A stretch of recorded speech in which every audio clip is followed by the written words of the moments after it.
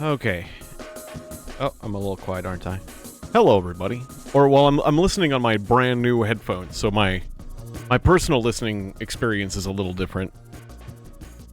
I feel like I sound a little quieter, but the volume meter looks good, so maybe it's just my personal hearing level that's different on these headphones. Let me readjust that real quick.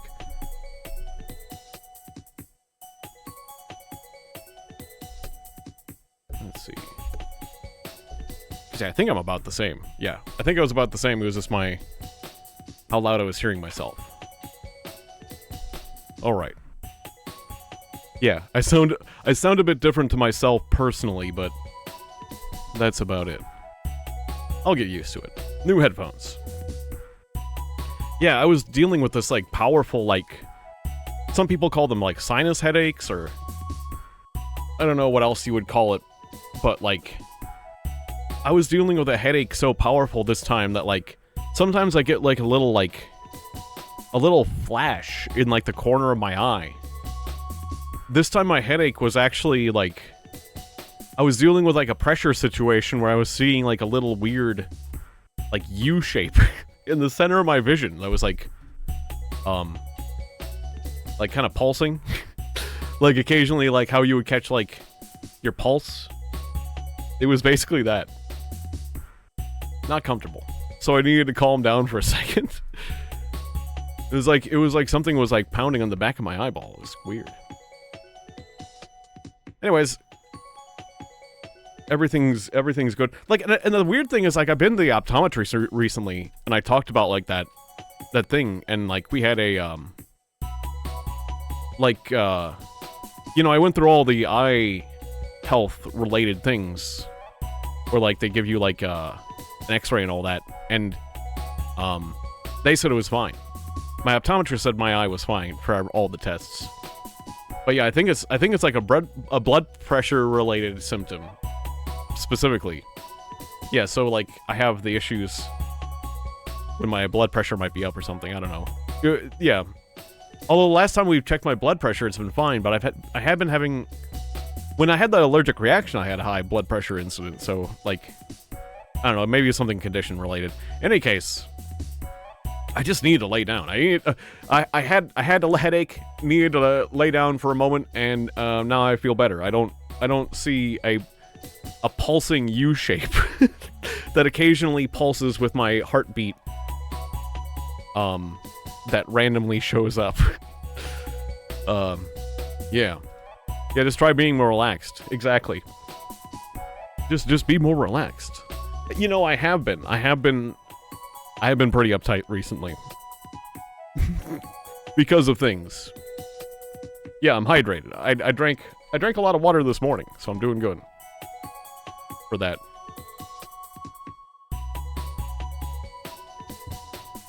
Although I probably should get more. I probably should get more water. Anyways. It's time. It's time for Vangers.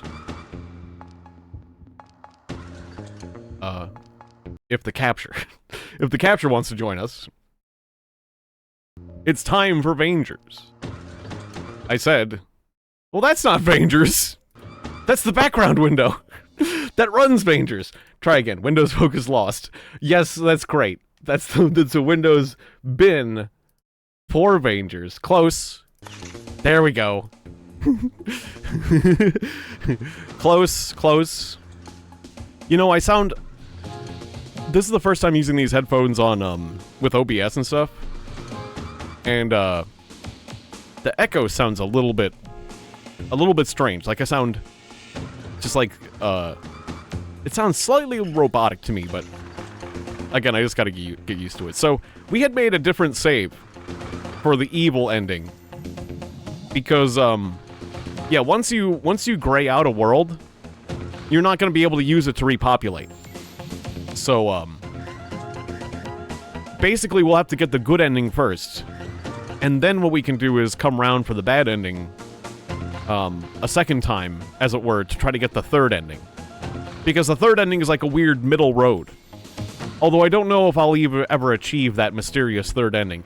Ultimately, I'll be happy if I just get ending number 1 and ending number 2. Because that's 2 more endings than I ever got. Yeah. But I'd like to get all 3. So... that being the case... the last save that was not on the evil route, that was like the highest... was like Nuck Time? Nuck Time, yeah. I think it was Nuck Time, where we were gonna go do the nuke. Yeah. I decided I was gonna go do the nuke. But I hadn't actually initiated the plan yet. But now we're gonna alternate course and not do the nuke. Yeah. And we had been repopulating the planets. And I thought I had successfully done Planet W. But I was told that you have to make sure to fully watch the creature. Fully, when you put a colonist on a planet, you have to make sure to watch them fully go underground. And a lot of these planets are so dangerous, I'm like, oh god! And I chuck them out the door and then I just leave immediately. So there's a chance that one of those colonists didn't fully dig into the ground. There's a chance that one of my guys might not have counted because I was panicking and leaving. Like, I'd like to think that they all had a chance to fully burrow into the ground. And also, does it count when you chuck them into the water? These are questions I have that might invalidate the whole proceedings. That being the case, I'm gonna... that being the case, we're gonna start... Good to see you, Leo. Make a spread free cheat for tracking population yet? I did have a word pad. That's right, I did have a word pad. Hang on. Didn't I? Did I?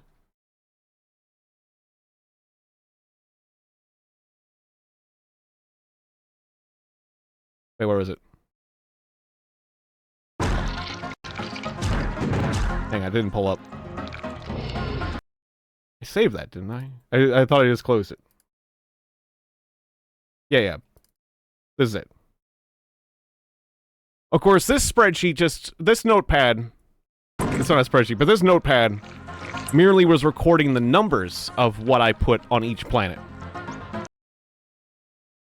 And not, like, the nature of it. So, we'll have to we'll have to work on this again. Like, let's see. I'll just delete this.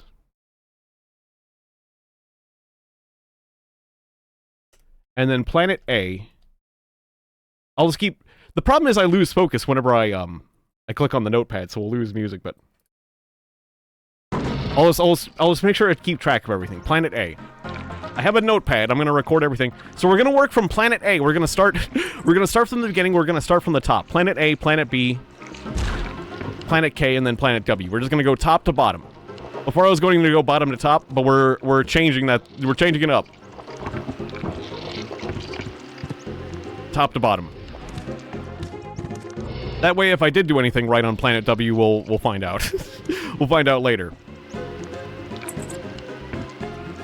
I guess. So, that being the case... And yeah, great to see you, Leo. Great to see everybody.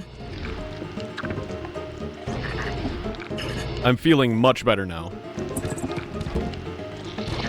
The headaches that I deal with come... They're the type of headaches that come very suddenly and then go, just as suddenly. Oh, wait. I have the nuke on my person. Whoops! This save, I had the nuke on my person. Oh, well, that is a small problem. We'll deal with that. I have to deal with that. I might not ever need this nuke again, but just in case I do. Hello? Or I'll just drive north. I was gonna fly the helicopter over here, but... Yeah, the good-bad ending. Because really, I don't think any of the endings are good or bad, really. It's all up to interpretation, you know? It's just like, in my opinion, it's like, how do I put it? You know, like the ends? Some people say the ends justify the means, but, I kind of beg to differ. I feel like the path we took to that other ending, even though, like, the other ending told us it's all a simulation, the path we took to that ending was genocide. I want to make it clear. What we did last time was absolutely genocide, but it turns out it was a simulation. So, like, does that free us from the consequences of the genocide? Some would argue, and it's fair to do that. However, and this is the important thing, the real important thing, we didn't know. We didn't know. For all we knew, it was actually a genocide, and we were committing to it. That's what makes it evil. It's the ends. It's the ends to the means that, like, make it evil. Even if the ending isn't, like, good or bad. I mean, like, the path we took to there, you know? Like, what if the best ending of Undertale was, you know, like the genocide run? You know, morally. Morally, the best ending of Undertale was... Wait, did I just throw out... I threw out the wrong thing. Oh, because I didn't have the damn nuke. Whoops. Maybe you just made yourself believe it's a simulation to cope. Exactly. It's super copium. That's what it is. You're actually in jail for war crimes. Or you're the only person left and you've just gone mad. You're just like, what do you want to call it? Like, you're,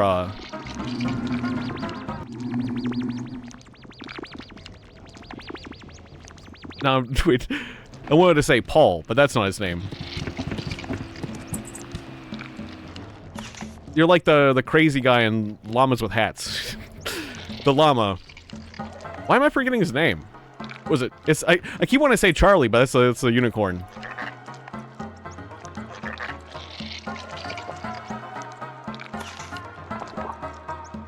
that killed Carl. Yeah, that's it. It's the thing that's literally said the most in that whole series. Exactly. Like, what a brain fart to have. I'll blame it on the headaches. Carl! He says it all the time. It's like the most spammed thing in that whole series. Carl! I'm glad you guys know what I'm talking about. Carl, that kills people. And man, the ending of that series is haunting, where he goes crazy and like jumps off of a bridge. Oh, because of Moist Critical? That's fair. That's fair. I didn't know he liked that. Well, good for him. Moist Critical turns out to be a man of culture, as it were. Oh shoot. I keep going back and forth, but I keep forgetting the damn yeah, my brain is bored right now. I keep forgetting to actually throw the nuke over. That's why we're doing this.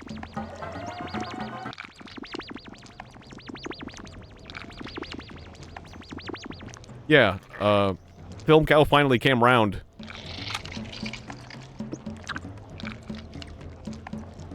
And made a ending to that.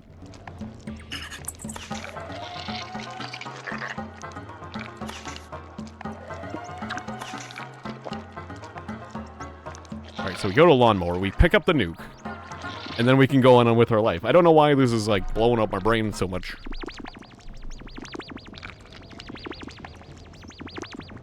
There we go. Easy peasy. Although the nuke has now gone under this bridge, so I gotta scooch.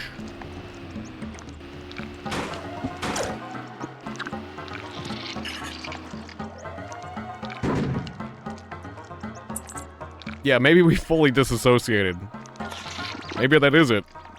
We've just gone completely mad. That would be a fair interpretation, actually. That would.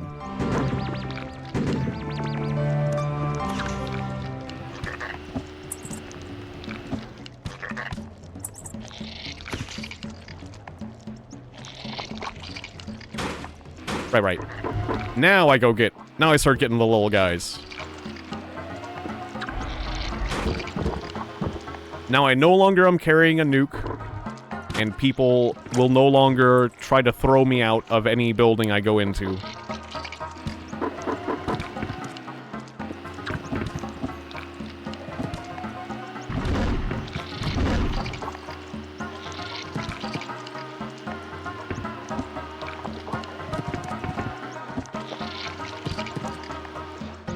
Come on.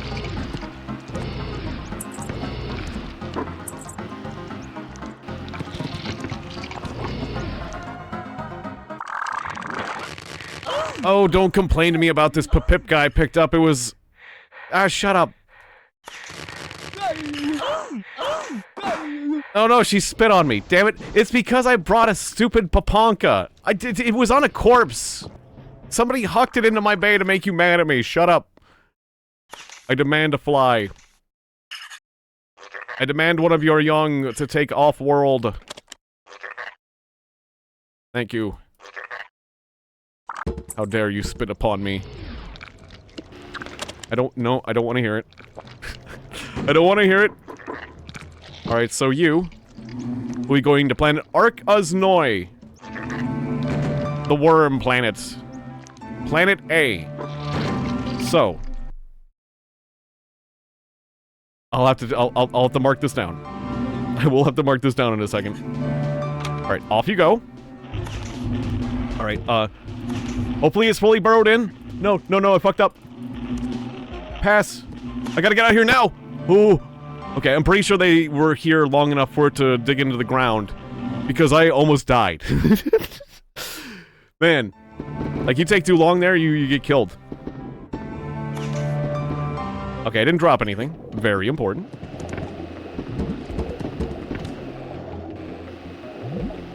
Okay, so... I'll have to click off screen for a minute. So that's Planet A.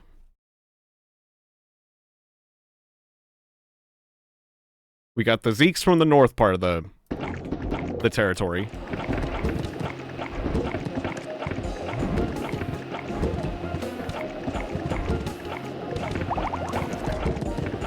Now we're gonna get a Bibu rat from the north end.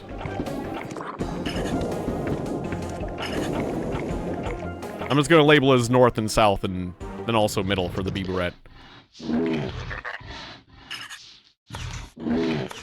Alright. One Bibu rat, please. Thank you very much. I truly cannot remember if I truly put a Bibu rat on this planet. Like, I think I have, but it's all coming together. My brain's a pile of mush. And also, again, I can't remember if I let the guy fully dig into the ground before I, like, fucked off, because it's a panic out there. Alright, quickly. Throw him out as fast as you can to give him maximum time to burrow into the ground. He's burrowing. Alright, and then we'll pass to... Fostral. Okay, this has got to get beat up just a little bit. Just take up just a few smacks. Just get smacked around a bit by worms. And then we move on. Alright, so that's a B from the north. Alright, so we got a Bibu rat from the northern place. And then we're gonna get a Lepod.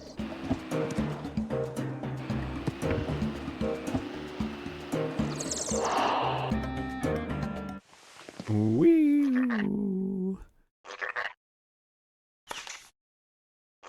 Alright. Thank you. And just immediately do the same thing. Okay, the flies. There was flies in the air that were beating the shit out of me and stole my shields, which is not great because I'm going to another place where I'm going to get the shit kicked out of me. Do I get my shields back when we're transitioning? A bit. Thank you. Go! Alright, and then... Pass two. Take a few hits, just a few hits, just a few... Go! Okay. Hopefully you had enough time to dig into the ground. I'm gonna call that a success, but we... You know... You never know. Okay, we got an elite pod from the north. Fantastic. Okay. Now we're gonna go south. Actually, wait, we're gonna go to Fostral, because Fostral has the best roads. Fostral has the best roads.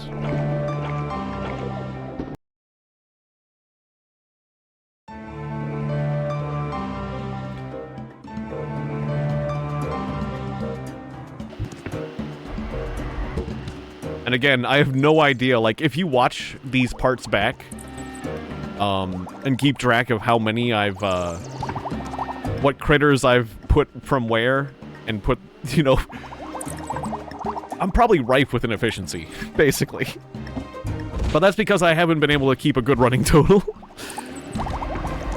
So we're just, all's like, you know, I'm starting from the beginning, because that's all I know for sure is what I'm doing this episode. Unfortunately. Like, because before, you know, like I said, I was keeping track of, like, I tried to do one from each escape to the planet W as well. So I think I've got the planet W done, theoretically. But that was before I was told that, for a fact, that you need to make sure to watch the guy fully burrow into the ground. And, I may or may not have been doing that. And then, you know, in the first place, I didn't even care when or whence I was grabbing people. It was just like, I just need 2 of this race, 3 of this race, and 2 of the other race. I just went 3, 2, 3. So, like, again, like, the only way to be sure is to start from the beginning. But we can do this. I got the teleport power. It's not so bad. We're just going to have to be a bit patient, that's all. Just a bit of patience. I have rested. I am restored. We are in for the long haul. It's just one more for the road. Like, you know, like the tagline for the game. Vangers. One more Bibu rat for the road. One more. Just one more. Just one more Bibu rat to throw onto that planet for the road. I just gotta get one more Zeeks. Just one more.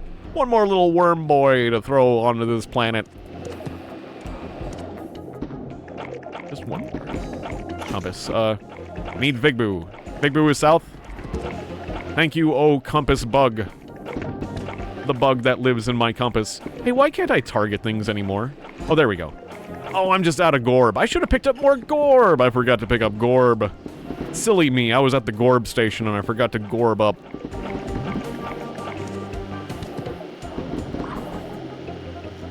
Bro, you drove the Moggy, but you didn't remember to refill the Gorb.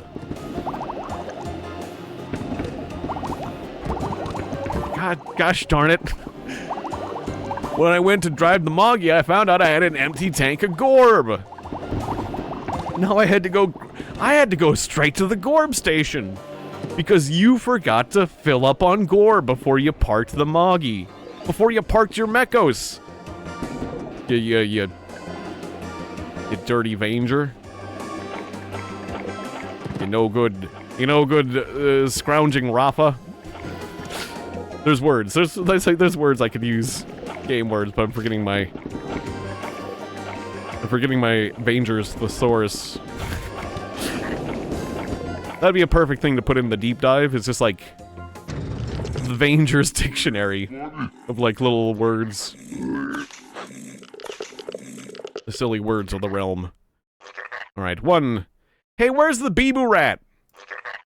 You haven't restocked your Beeboo Rat, gosh darn it. Alright, fine. We'll come back to Vigboo for his Beeboo Rat. I thought the phase changed. He's supposed to have a Beeboo Rat for me. What did I just pick up? Terminator. Okay, that's fine. There. Let's drive south. This is what we have signed up for. Is a lifetime of driving south. I can warp north. I can warp myself back north as I please, but I must always end up driving south again to get to the southern end of the world. Unless I find some way to warp south. That'd be nice. I do not know how.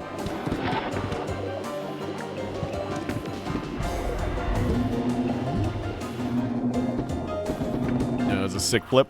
Oh, the Gorb! The Gorb station! Hell yeah, I'm Gorbed up. I gotta say, that's the best thing about this planet. They know how to do a good Gorb station. Say whatever else you want to say about the Beeboo Rats in their planet, and I have. Planet Glorks.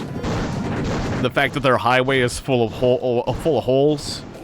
You know, I hate how their highway is full of car-sized holes. It's like a big problem with the Beeboo Rats. And that's entirely their fault. But the Gorb station. Perfect. Great Gorb station. In the middle of the, you know... Well, not in the middle of the planet, but it's kind of out there. You know, it's between the stations, it's on your way. Very open. You can literally just be at the Gorb station and fire from the Gorb station, and it's like Gorb people. Because it's out in the open. Like, a lot of the other Gorb stations are like, you know, in a facility, and so you can't just like Gorb someone straight from the Gorb station. But this one, it says this Gorb station is designed for Gorbing. It's designed for Gorbing. It's designed by Gorbers. You can tell other people. You could tell it was designed by Gorbers, serious Gorbers who were planning to do some serious Gorbing. I think I'm taking this joke about as far as I can. I mean, the serious evaluation of a Gorb station. The serious evaluation of a fine Gorb station. My favorite Gorb station on the station. I'm Shepard. And this is my favorite Gorb station in the chain of planets. Alright, yeah, Fostral. Back to Fostral. I'm John Shepard. This is my favorite thing. My favorite place. My favorite thing in this place that I'm in. Of all the things.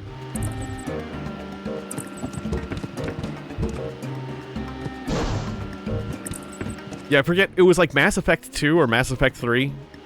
I forget which Mass Effect, because like the Mass Effects kind of blend together for me.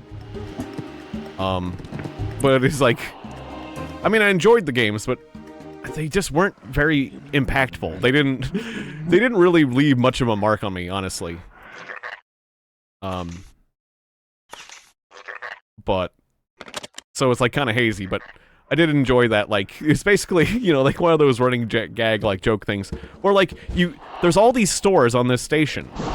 And you can say, like... It was, like, one of the Paragon actions, where, like... One of the good guy actions, where... You can just say... this store is my favorite store in this entire Citadel. This is my favorite store in the Citadel. And you can do that to every single store. Hey, do a little promotion for our store. This store is my favorite store on the Citadel. This store is my favorite store on the Citadel. This store is my favorite store on the Citadel. And turned out you do it for every single store on the Citadel. Which makes you a liar. Which makes you definitively a liar. But for some reason, you get Paragon points for doing it. As if, like...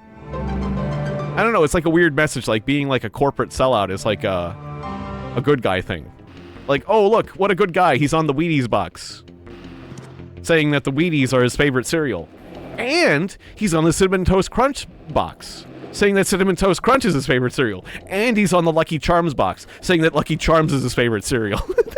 What a great guy! It's like, this is my favorite, this is my favorite, this is my favorite. It's just, there's something funny about it. There's something a little, cause you're, isn't that, at that point, isn't it kind of like a renegade thing?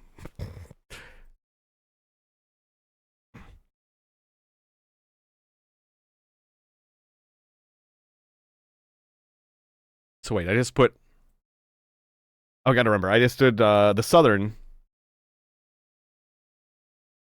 Elite Pod and Bibu Rat, right?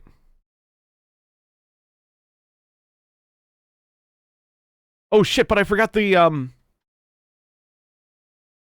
forgot the Zeeks, didn't I? Shit.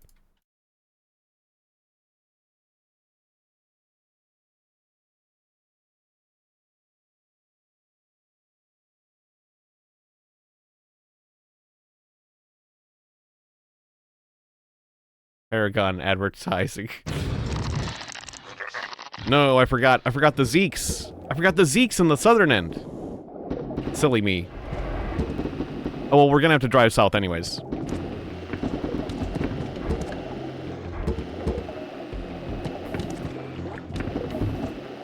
Like, I'm pretty sure I just grabbed a... Wait, now my brain's melting because it was talking about other things at the same time. I dropped off 2 guys. It was a Bibu Rat, and I'm pretty sure an Elite Pod, right? Yeah. Yeah, so I didn't do the Zeke. Okay, so no new Bibu Rat here. Yeah, I'm pretty sure I didn't go to the Blue World. That's fine. I feel... my brain is not... My brain's not 100% right now. It's gonna be one of the challenges we face. Maybe I should hydrate a bit more.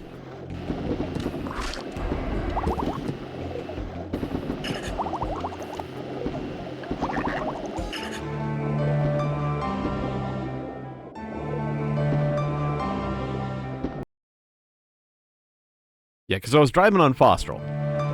Because Fosterl's the easy place to go.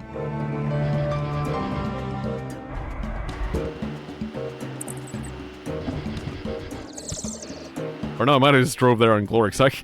My memory is so bad that I'm forgetting, like... I think I actually stayed on Glorix now. The main thing is I did a Bibu Rat and an Elite Pod, not a Zeke. That's the important thing. If I forget that, we're cooked.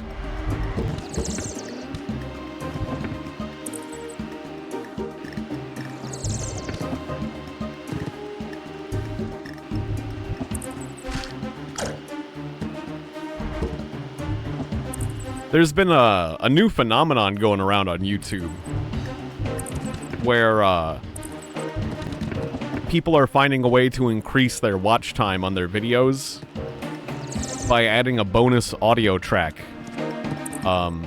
using the Klingon language. Like there's different audio tracks you can upload as like you can upload a separate audio track for a separate language. And there is a Klingon language.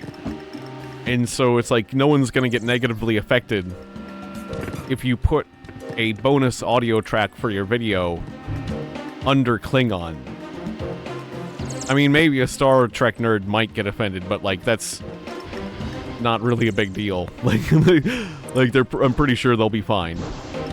There's very few people who actually speak Klingon. And so, yeah. Now videos are adding, like, basically, like, DVD commentary or extra things. Or just, like, random stuff to try to get more watch time. But I guess putting it under the Klingon. I have no reason to be, but I am already offended. Yeah, I took all the time to learn Klingon. And whenever I put on the Klingon audio track, I expect to hear Klingon. And also... Exactly. I expect to hear Klingon. And also it affects my accessibility because, like...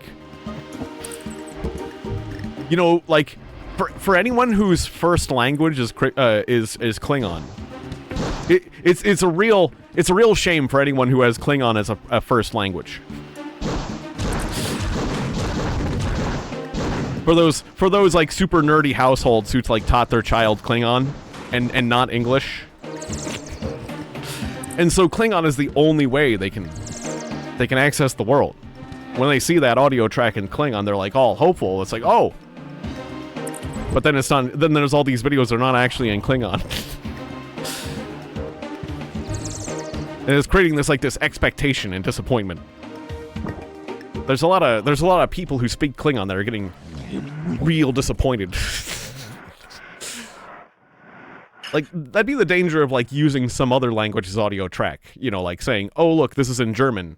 But it's not in German, I'm just using it as a DVD commentary, basically. But, like, yeah. Obviously, that's not the problem. Or at least not as much of a problem for Klingon.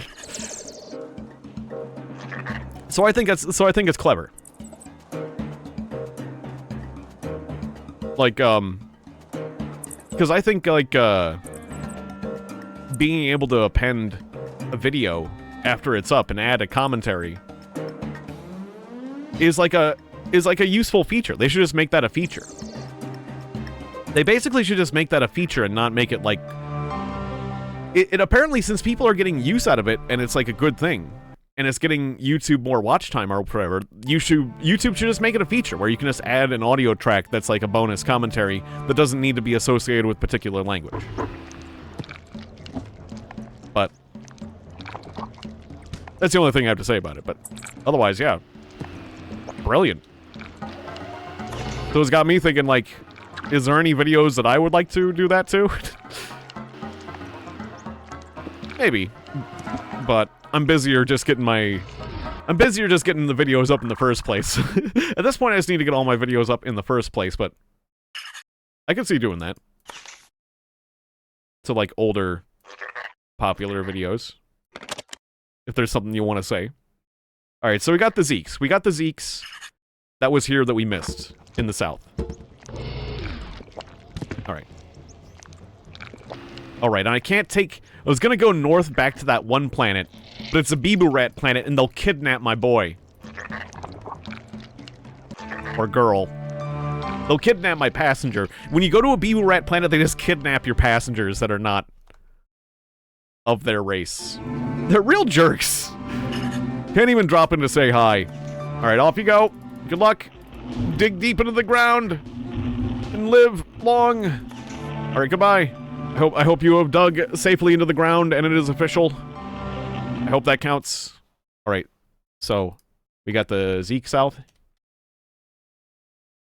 Complete. And now we need to go south again, but specifically to Vigbu. We need to go Vigbu and get that last Zeeks. And then Planet A will be complete. At least I will believe that Planet A is complete. I will pray. I will pray to the gods. The Russian gods that made this game. The Russian programming gods that their triggers triggered. To the trigger gods. To the coding gods that make video game triggers trigger. I pray that they have triggered. I pray that the trigger conditions have been met and the trigger has been triggered and the switch has been flipped, and the 1 is now a 0, or I mean the 0 is now a 1, and that I can proceed with my rest of my life. Like, please. Oh, please! Because I'm getting no confirmation that anything I have done has actually done anything. Which is something that modern games do, but we just have to have faith. We just have to have blind faith. No, not the bugs! Get off me! The stupid launcher thing. I just have to have faith. And believe that what I have done actually means something. Get out of my way. I will gorb you. What made you think that you can turn around and mess with me, you crazy son of a gun? Yeah, that's right, get gorbed. Get gorbed and become +1 to my dominance rating.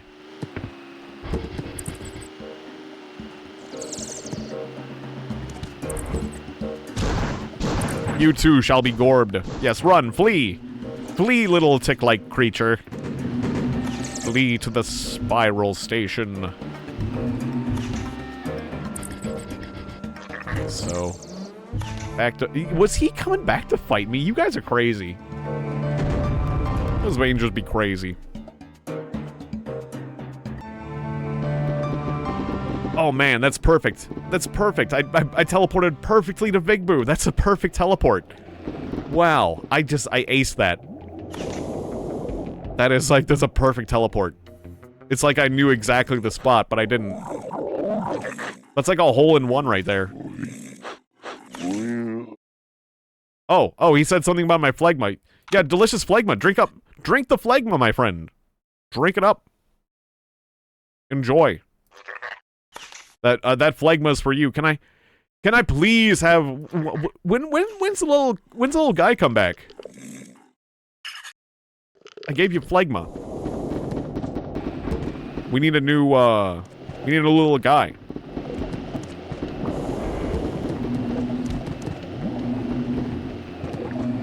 I guess I just have to wait. There's no Bibu Rat coming in.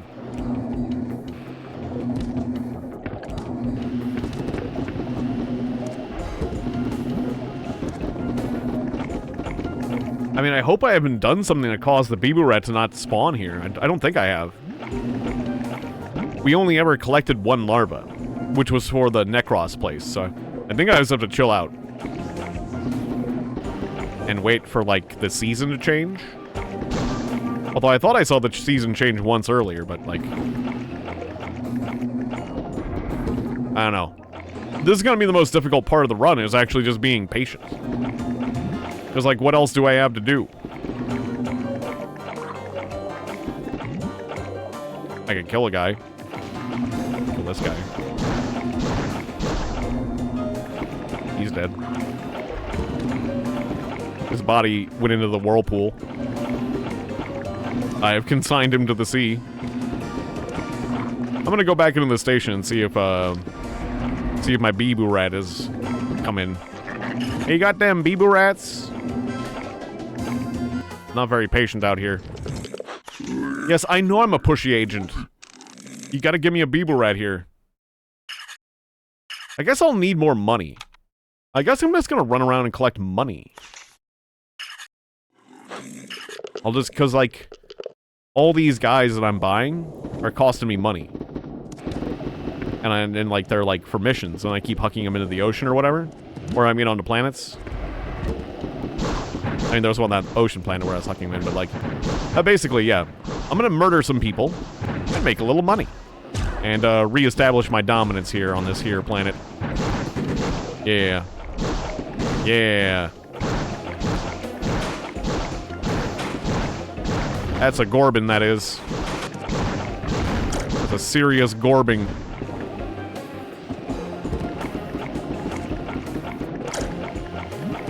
Yeah, don't you come up to this surface unless you want a serious Gorbing. Oh, you went and came up. Now you're getting gorbed. You could have not got gorbed. I warned you. I warned you about the gorbing. Oh, I'm out of gorb. I ran out of gorb. That doesn't mean that's no stopping me though. I'm just gonna ram you dead. Because I'm the last Moggy and I can just do that. I can just do that. Actually, your shields might have recovered some. Oh yeah, but that doesn't matter because we're ramming. Ramming goes straight through the shields, you fool. You thought the nightmare was over when I was out of Gorb. But you were wrong. I know you're on death's door. I know it for a fact. Oh, that is a pretty heavy vehicle I am ramming with right now. I'm actually losing a considerable amount of health myself. I haven't dropped anything important, have I? Because, like, that actually was a lot of damage I sustained. Substained? Sustained. Oh, wait. Oh, no, good, okay. Okay, we got a protractor. Function. Okay, everything's good.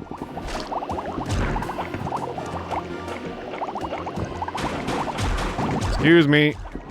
We're trying not to ram people right now. Alright. I'm in the bonus zone.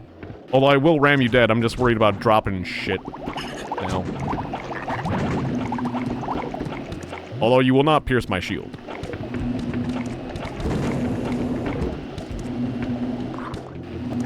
Right, down we go.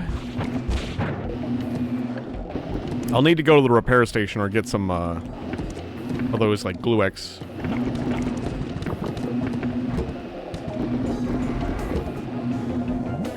What's wrong now, Leo? Well, what happened? What makes you say that? Oh. Your ramen is all soggy. Oh, no. That is... I mean, at least ramen's cheap, so it's like, there's definitely, like, worse food to be wasting. Of all the food waste in the world, that's like the least. Unless you like dressed it up. Unless you took time to dress it up, but otherwise. I do like ramen. I do like a ramen a lot. Oh, but it was your last pack. It was your last pack of ramen. Yeah, we just I think it was like Sam's Club or something, but we just bought one of those like bulk. We just bought like a bulk pack of ramen. So we have extra when we need it. Well, that is something to lose your last pack of ramen. And it becomes soggy. Yeah, that's one food that isn't great, soggy.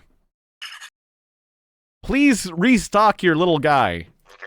Have I done something to make this building not restock its Bibu rack? Because that would be a problem. I think it restocks whenever the season changes, though. Oh, there it is. There it is. I think that's it. I think that's exactly it. I think we have a Bibu rat now, right? Please tell me we have a Bibu rat, or I will get suspicious that I have, like, somehow screwed up things. And I'll have to load a previous save, perhaps. I am getting concerned that this place is not restocking. Why is this place not restocking? Have I somehow corrupted this place? Theoretically, we're gonna need a Bibu rat from this place. I thought I was getting Bibu rats from this place before. That's true. There was that hack about, like, frying noodles. If you take, like, soggy noodles, you can fry them on a pan. And make, like, fried noodles. I never tried that before.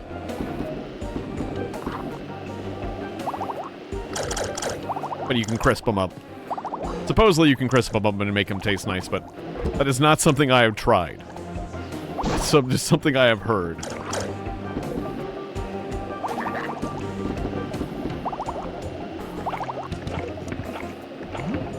There was this, funny...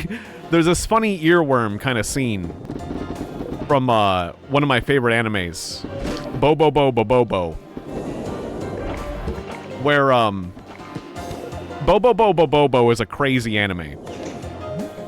There's this, like, hostage situation. One of the characters is in a hostage situation. And, you know,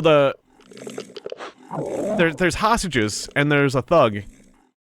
I forget who it was. I think it was Don Patch. One of the main characters was, like, holding people hostage. And, so there was a hostage negotiation. Like, the police had the building surrounded. And, he was making demands. And there's a hostage negotiator, but the hostage negotiator is a living cup of ramen. He's like this cup of ramen man. Just imagine a cup of ramen with like legs and arms and eyes, but he's the hostage negotiator. He's like, don't shoot the hostages, please, we'll give you what you want, blah, blah, blah. And then while he's doing that, like Bobobo is just staring at him. And like the lid of the ramen man starts like flapping a little bit. Because he's like a cup ramen. And his lid is flapping slightly, so like Bobobo then like gets more interested in it and then just like opens up the flap. And instead of ramen being in the ramen man, there's a bunch of little guys. There's a bunch of little Japanese men inside the ramen man cup doing crunches. And they're repeating the phrase over and over, if you eat ramen, do 10 sit-ups. If you eat ramen, do 10 sit-ups. And he stares at it for a second. And then he like closes it. And like you can hear the like, if you eat ramen, do 10 sit-ups. And when he closes it, then you hear it muffled. Like, and then while the hostage negotiation's going on, he's like opening and closing the lid randomly, like so like 10 sit-ups, 10 sit-ups, ramen, do 10. It's like while the hostage negotiation's going on, he's like opening and close, like a child. He just starts opening and closing it, and you just hear little bits of like that while a hostage negotiation's going on, and like that's just like a typical scene in Bobobo. Like Bobobo is insane, and that's why I love it. It's just like it's completely illogical, insane, like Japanese humor. And, I don't know, I just like, that, like, if you eat ramen, do 10 sit-ups, got stuck in my head as an earworm forever because of that scene, where it's like, it was just being, like, turned on and off during a hostage negotiation.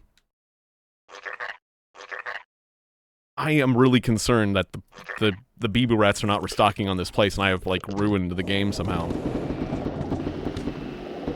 But what did I do? I don't think I sold any larvae to this place. Maybe it's just taking a while to restock, but like, to be clear, what if, have the other places restocked?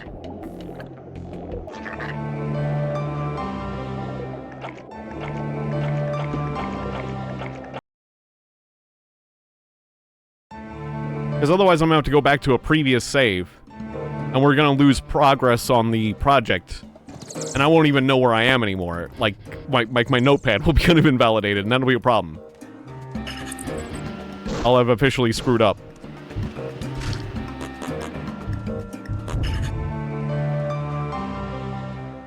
But yeah, it used to be hard to find all the Japanese dub episodes of Bobobo. But now it's not as hard. They're pretty readily available. So, yeah, I'd watch that. I mean, it's pretty funny in English, too, the English dub, but, the Japanese is funnier, because there's a lot of jokes that they just have trouble translating, so they just, like, make up a new joke for the dub. And so, particularly it's, like, comedy anime is difficult to translate, all the, like, because there's, like, a lot of jokes that are, like, cultural or based on, like, cliches or this or that.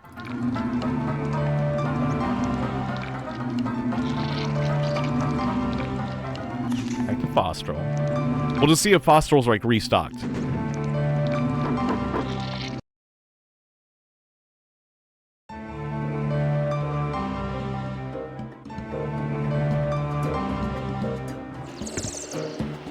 But yeah, it's like, Bobo is, it's an anime that's really funny, and there's a lot of people I can recommend it to. Oh yeah, now it's doing the takeaway. The takeaway thing. So I can just pull this away, and we can see the rest of this guy's tail or whatever. Whereas before, when we destroyed everything, I remember it filled it in, which was neat.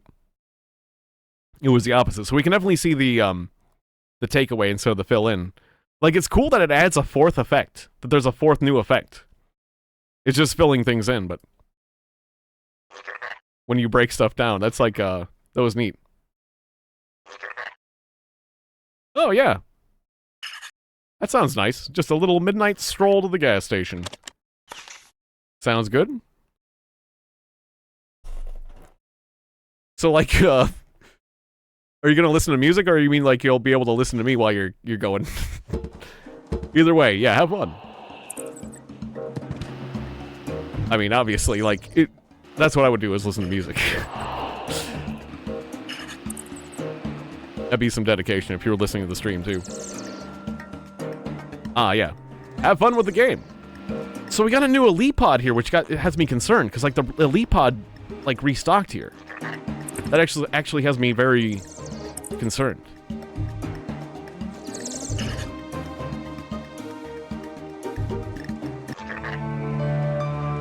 Because we need the Bibu Rat from Vigbu, right? We need a Bibu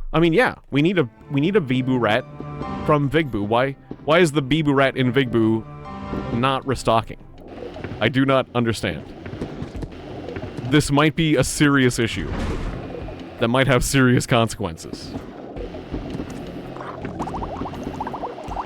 I never remember any place having an issue where they would stop restocking, though. That is until we completely, like, destroyed everything, I thought. And also, I do not recall, in this save, that is, turning in the larva for the Glorks. So I don't think that's what caused it. In any case, I need the guy from Vigbu. Everything is relying on the Bibu Rat from Vigbu.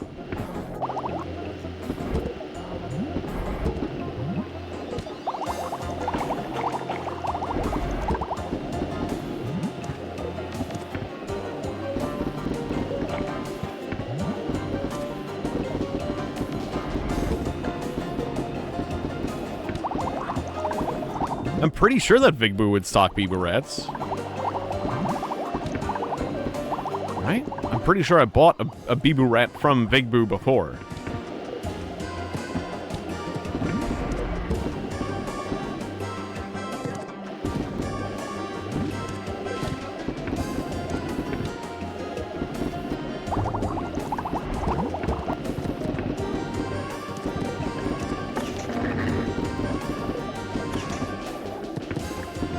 Oh, it's interesting I was able to hit the button and make this rock open a second time. I thought it was already open. I mean, I think it is.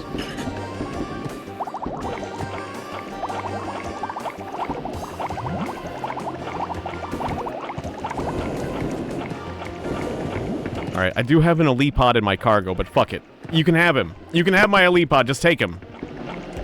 I just need the Bibu Rat from from Vigbu right now. I'll lose an Elite Pod, I don't care. Like, I could chuck him on a planet and then write it down, but... I'll trade. I'll trade you. Yeah, exactly. Interrogate this guy. Interrogate this little guy. Interrogate the crap out of him. Now, can I have a... Why is there no Bibu Rat?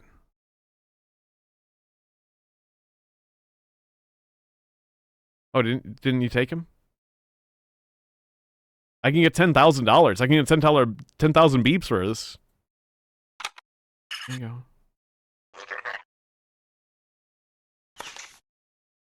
I am concerned.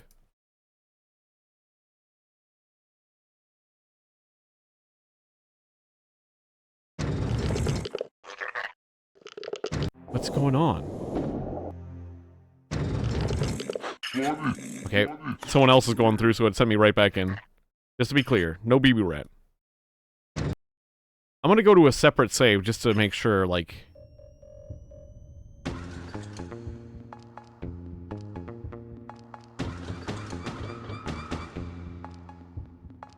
would be a good place.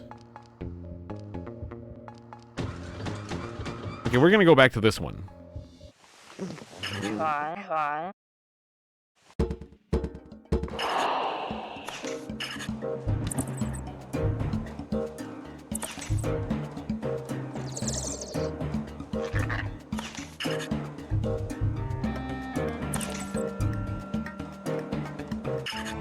I'll just pass to Glorks.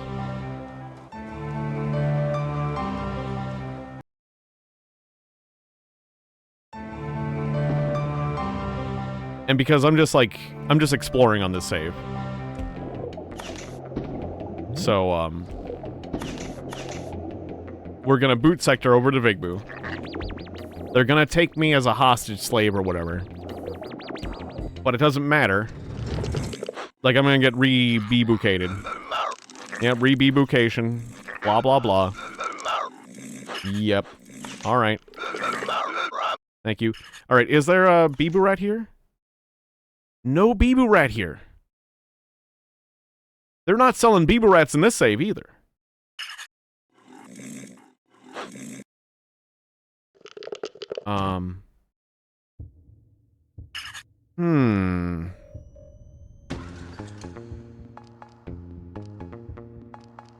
Did I ever get a Bibu rat from Vigbu? Have I? Can you get Bibu rats from Vigbu? I'm not sure if you can get Bibu rats from Vigbu.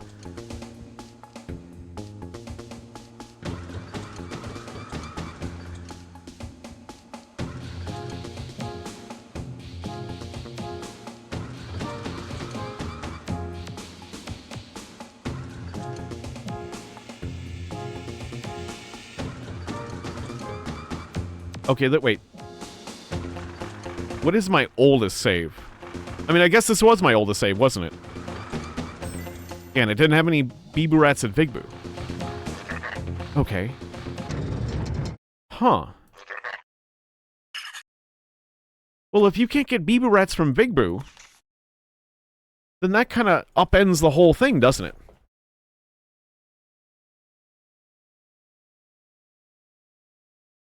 Well, no, it doesn't necessarily upend the whole thing. It just means that Vigbu doesn't count. Right?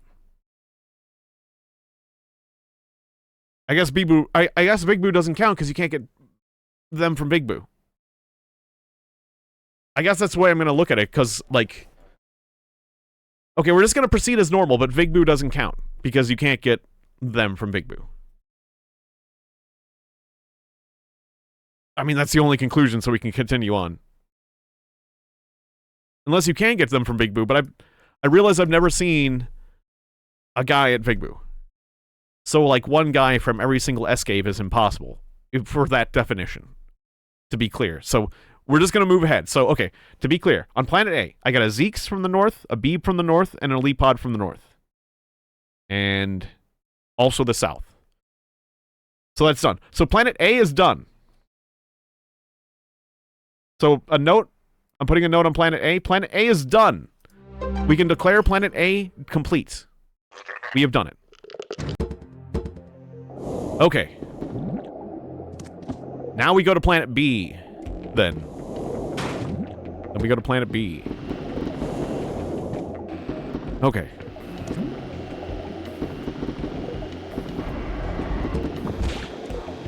Because I gotta keep moving. So yeah, that clearly that is the conclusion one must come to. As that I guess Big Boo does not count. But then wouldn't that throw that other piece of advice of 3-2-3 kind of off? But I guess the 3-2-3 advice was off anyways, because like I did 3-2-3, and it didn't work. So we're just gonna do 1-1, and if that doesn't work, then I have no clue. And I have no clue. Oh yeah, we can just go to the world with the better roads.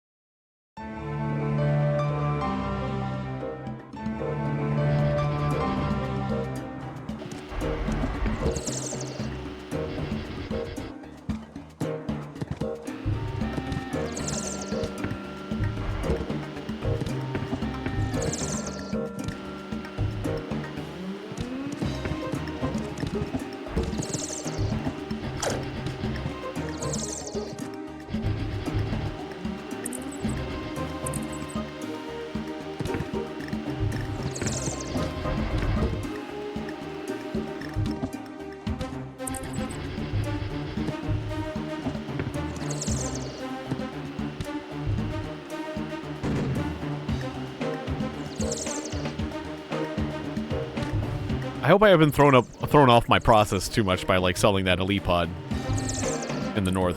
Hopefully it'll restock in time. Like, because, you know, it would be easy to just go around collecting all the guys and then dropping them off. Wait, no, I don't want to go in here yet. Let's pass to Glorx first. We want to pick up the guy from Glorx first, because the people in Glorx are a bit rough. Although I guess this guy is okay. Like, you can show up with other races and he'll not arrest them, but just to build good patterns. Glorx first. Then the other planets.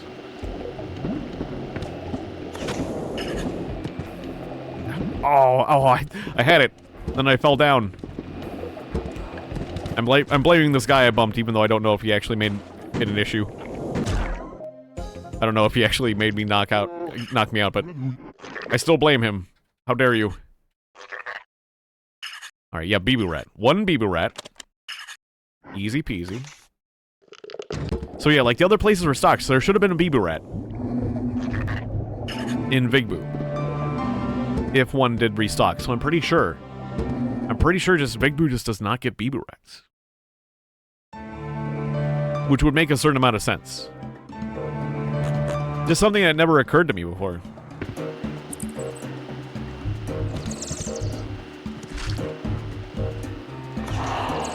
Then we go to Fostrel.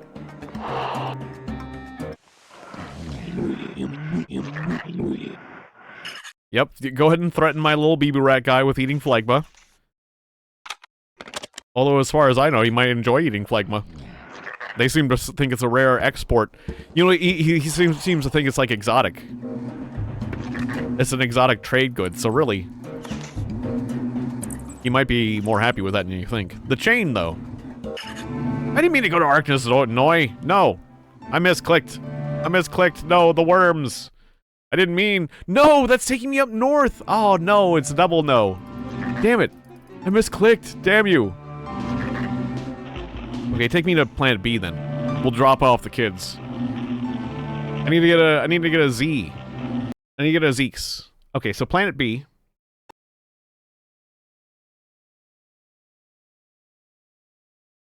Okay, so we got from the south end an elite pod and a Bibu Rat.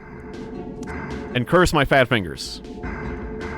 Okay, it looks like they fully dug into the ground. I'm gonna give it an extra 3 count. 1, 2, 3. Okay, I'm pretty sure we're good. Back to Fostrel. Or no, let's go back to Glorx and get like the northern Bibu Rat.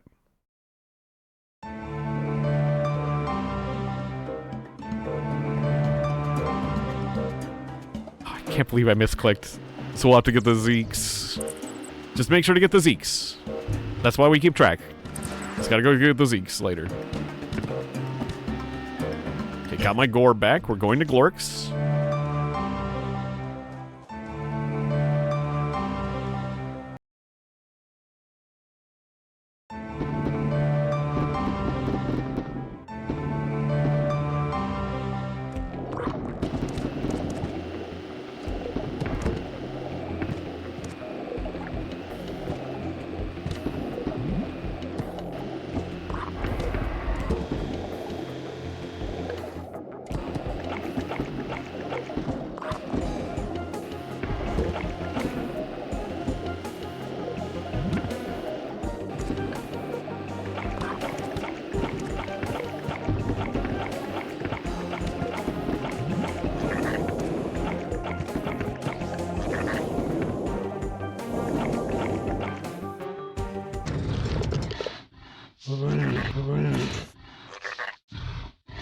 Alright, 1 Bibu Rat. Hell yeah. Alright, done. I will be leaving now.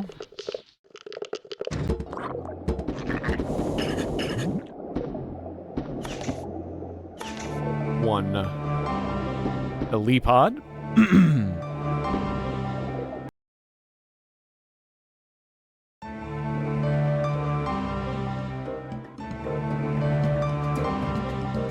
This task would be so much worse without this teleport doohickey.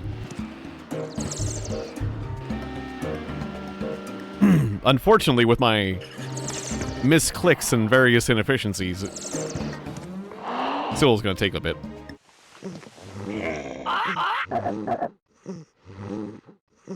Wait, I'm not sure if I remember this text. I see a Beaver rat. You didn't expect to see you get here, you dastardly bandit. And it has come to your misdeeds. You won't chow down on infants anymore. I'll dissect you and make a 3D model for the course. Danger, evil Beaver rat, to teach young leeches. And I'll write a dissertation on the same subject. Or maybe I remember that. Or maybe I've seen that text before, but I didn't remember it. Aw, damn, the elite pod's not come back yet. Okay, so we'll need to wait for the northern elite pod till the next thing. Which is because I sold him. It's gonna complicate... I'm slowly complicating things for myself.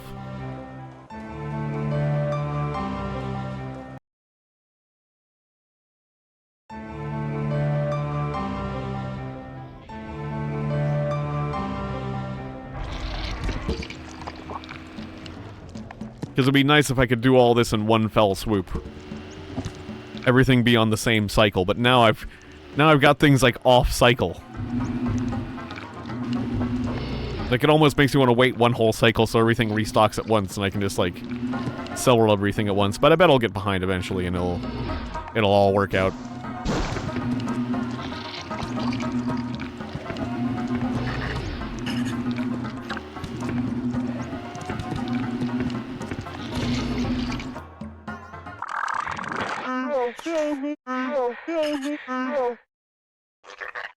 A little Bibu ratty.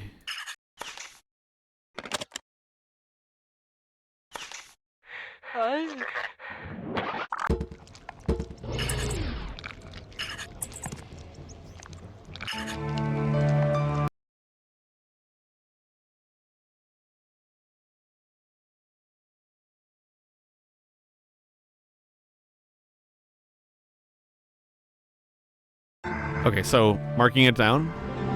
We got a Zeeks and a Bibu rat from the north side.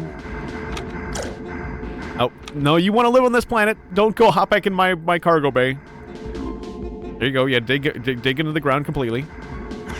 Give you a 3 count. 1, 2, 3. Alright. Pass back to Fostral. Okay, so now, this planet requires a Zeeks from the south and an elite pod from the north. And then Planet B will be done.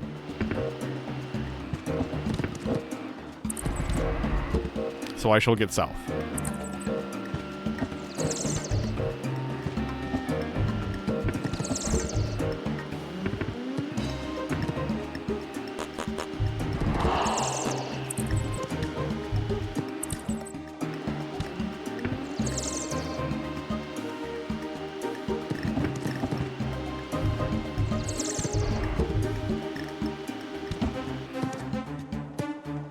I already am regretting selling that one, just that one little elite pod I sold. I mean, I was trying to figure out, I didn't think it mattered because I was, like, trying to figure out the whole, like, Vigbu situation. But now it's really thrown me off my whole, it's made my situation less efficient.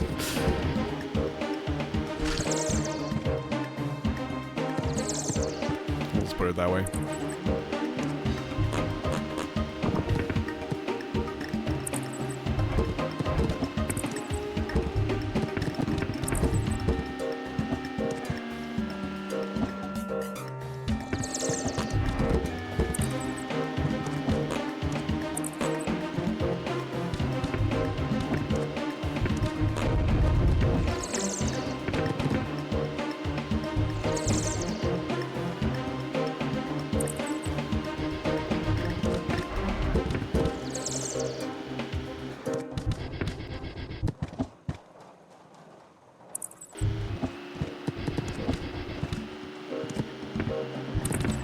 Driving is still very complicated.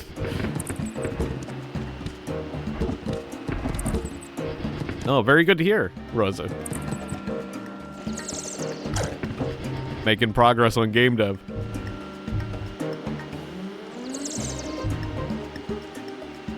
Yay, repair station. Right, getting repaired.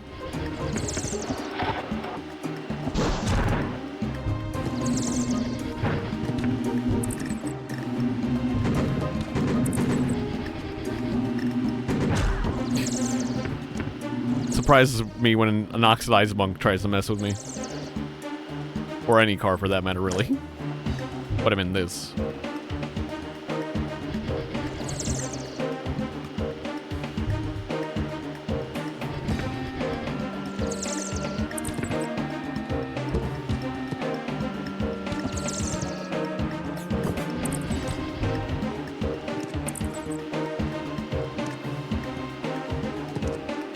I'll have to look at the file size of the terrain deformation after everything's said and done.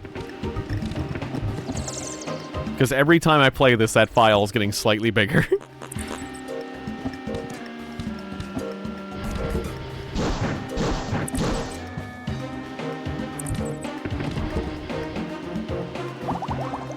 Last time I checked, it was like 200-something megabytes. Which is a lot for this game. It's bigger than the whole game is at this point.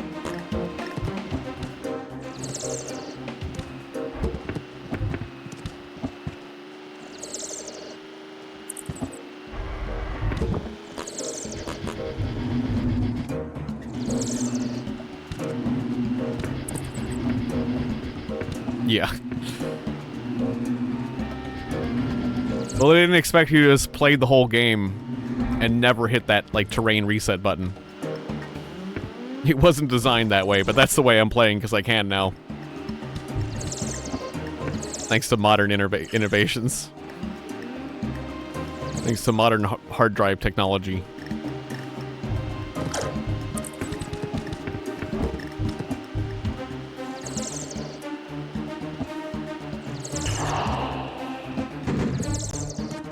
Like, they didn't expect you to leave a bunch of scribbles on the ground forever when you use those artifacts. I mean, there's nothing stopping you, clearly. Okay, so your elite pod hasn't restocked yet, so the world hasn't restocked. Which is fine. We're gonna pass to Necros, because I forgot to get the southern Zeeks, right? Yes.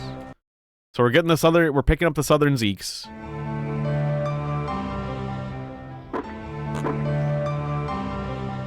And then we'll have to go back for a northern elite pod.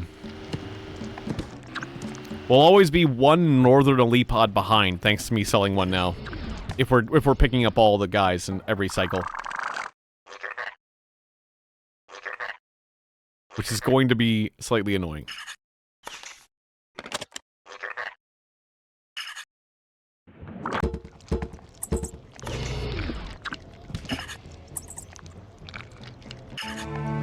Okay, so we got a Zeeks from the south.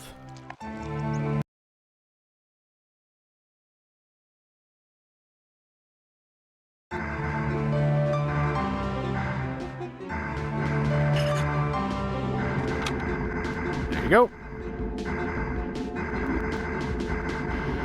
Watch him fall into the ground. Give it a 4 count. 1, 2, 3, 4. Alright. And now back to Fostral. And we'll wait for the guys to restock, basically. Now we just have to wait for everyone to restock.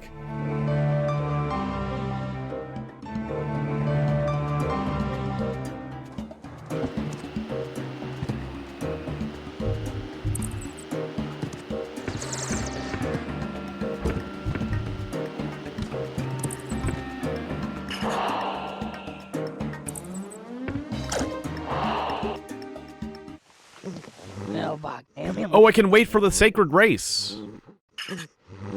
I think that'd be a good thing.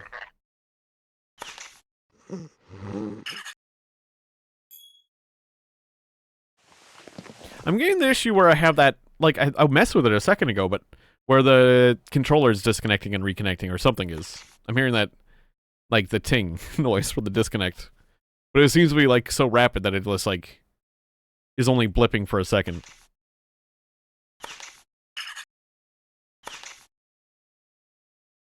I'm gonna, like, disconnect and reconnect my controller under my desk real quick just to make sure that, like, it doesn't continue to be an issue, but it might still do it. 1 second.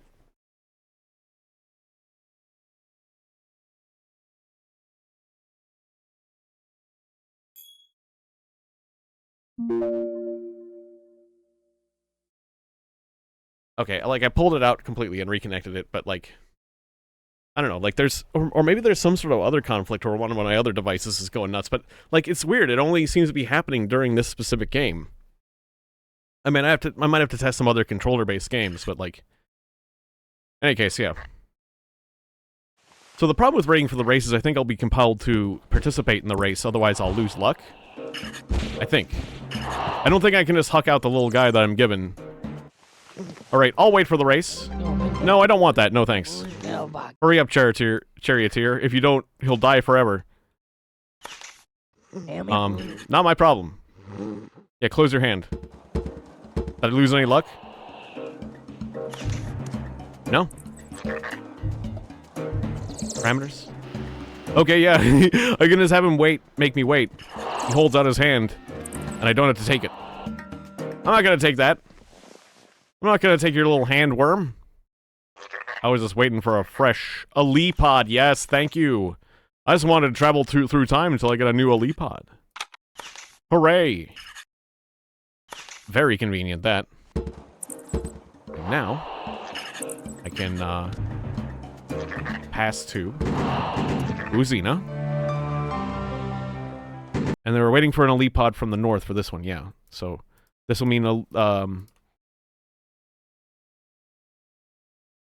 this will mean that, Planet B is done. With this, Planet B is complete. And he goes. Hell yeah. Alright. He went into the ground. I want to stop being shot. We'll give it a 4 count. 1, 2, 3, 4. And off we go. Alright, so that's Planet B done. We're halfway. We are halfway to our goal. That feels good. And who knows, like, maybe Planet W is actually done as well. Which means that we only have one more planet to go. But I'm not gonna count Planet W done.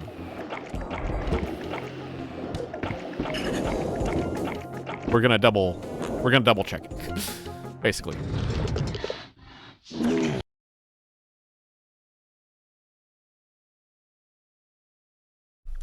Halfway. Oh. Is it my mouse? When I clicked there, it was like ting, ting. Something. Actually, I haven't checked the connection on my mouse. I don't know why this game would be doing it. Oh, yeah, I'm getting a lot of, like... Something's freaking out. One of my devices is freaking out. The weird thing is it only started after I plugged in, like... Rose's controller when I switched controllers. So that's why I was assuming it was that, but oh well, it's not like a fatal problem. It's just annoying. Is what it is. Just because it's like halting up the video and making little audio things.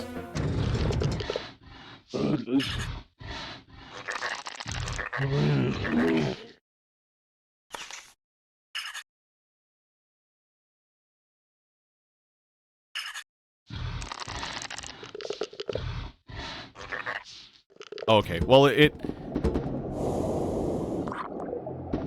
like, normally there's a standard Windows disconnection noise, but I changed it to a very high-pitched ting, so you'll hear, like, the ting, that's what I hear.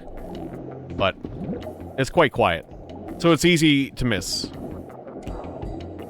Because the other disconnect noise was happening so much it was annoying, so I just needed a less invasive disconnect noise.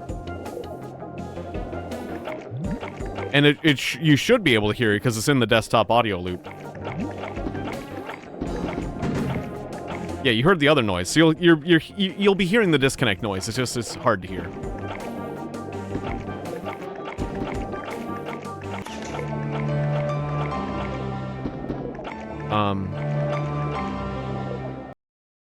Yeah, I just got confused because I was like, no Bibu rat here.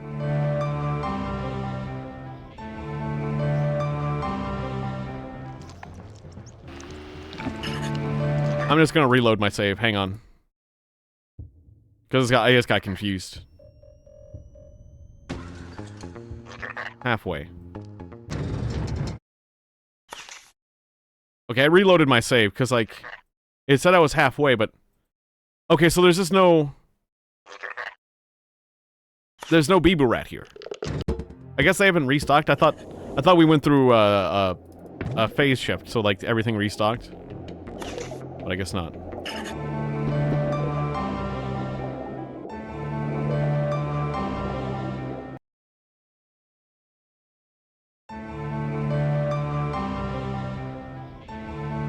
Well, as long as I didn't, like, grab a Bibu rat and huck him on the planet and just, like, forgot.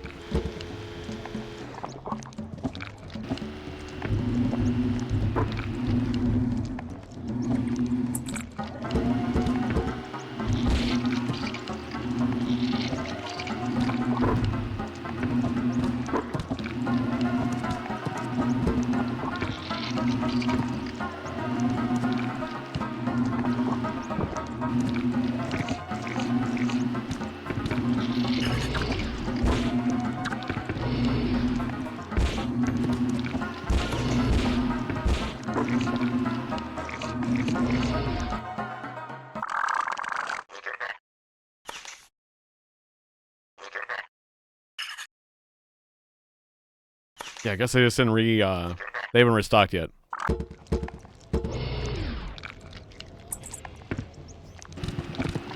That's strange, because the Elite Pod restocked. But hopefully that means that everything's, like, synced up then. Like, everything will restock at the same time. Oh, there's a phase shift. Okay. Hopefully everything just restocked.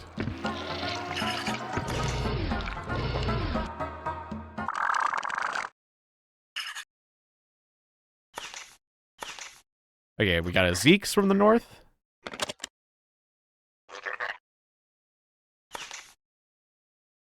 They would order the save.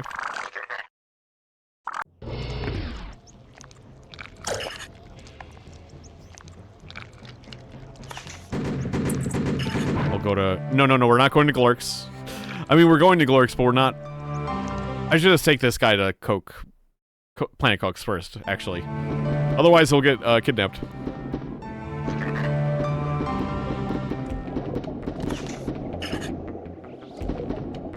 Or I guess we can get Fosterl off the chain. Alright, we'll grab the Elite Pod from Fosterl if they've restocked too. I'm hoping they have. Okay, I'm coming back in a pit, but that's fine. I'll get free money.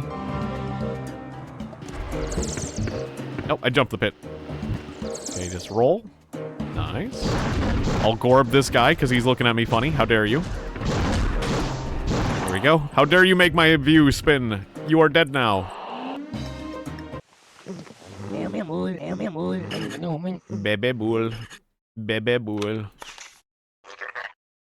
That's how we talk. Okay, there's no Elite Pod here. The Elite Pod here did not restock. Okay, well that kind of makes sense, but also a shame, because then we're still stuck with the, like, things being off-kilter. Alright. Planet Coke. Should've just gone there in the first place.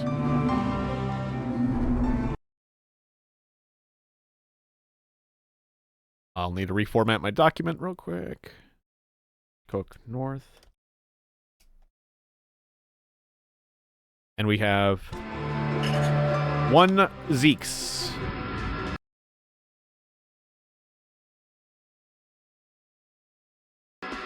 Okay. I tossed it. It went into the ground. Wait a second. Probably good. I didn't really do the 4 count, but the lights went off and the air is going away, so I'm sure they're fine.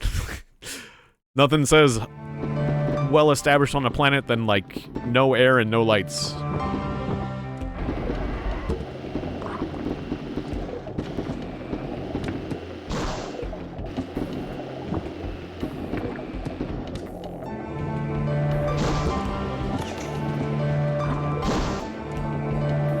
that was a pretty good jump.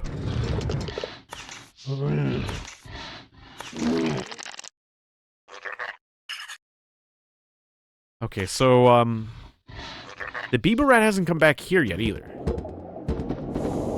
I'm sure they're restocking, but I mean, like, the guy. So we only got a Zeke's. Oh, well, let's just go south. And get what we can there. We'll just keep moving.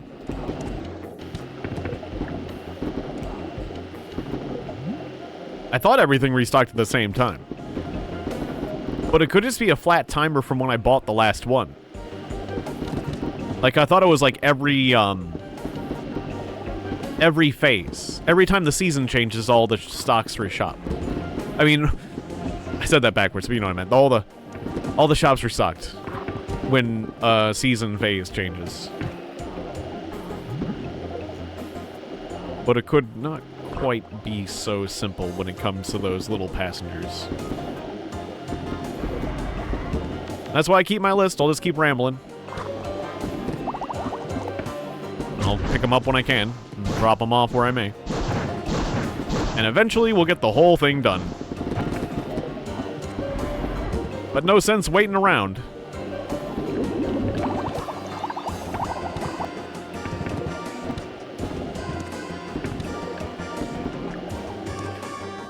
I guess I'll check in on Vigboo just to make sure they're not stocking Bibu rats. Hey, Vigboo, you got any Bibu rats? Just checking.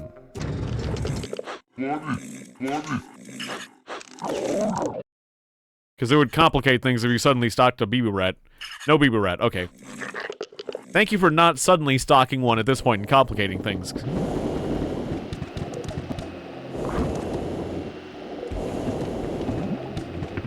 There are no central Bibu rats.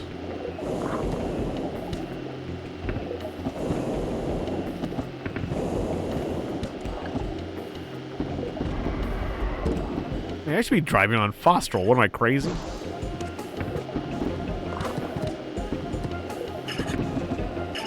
This place stinks. Oh, brother. This place stinks. This planet. These Bibu rats stink.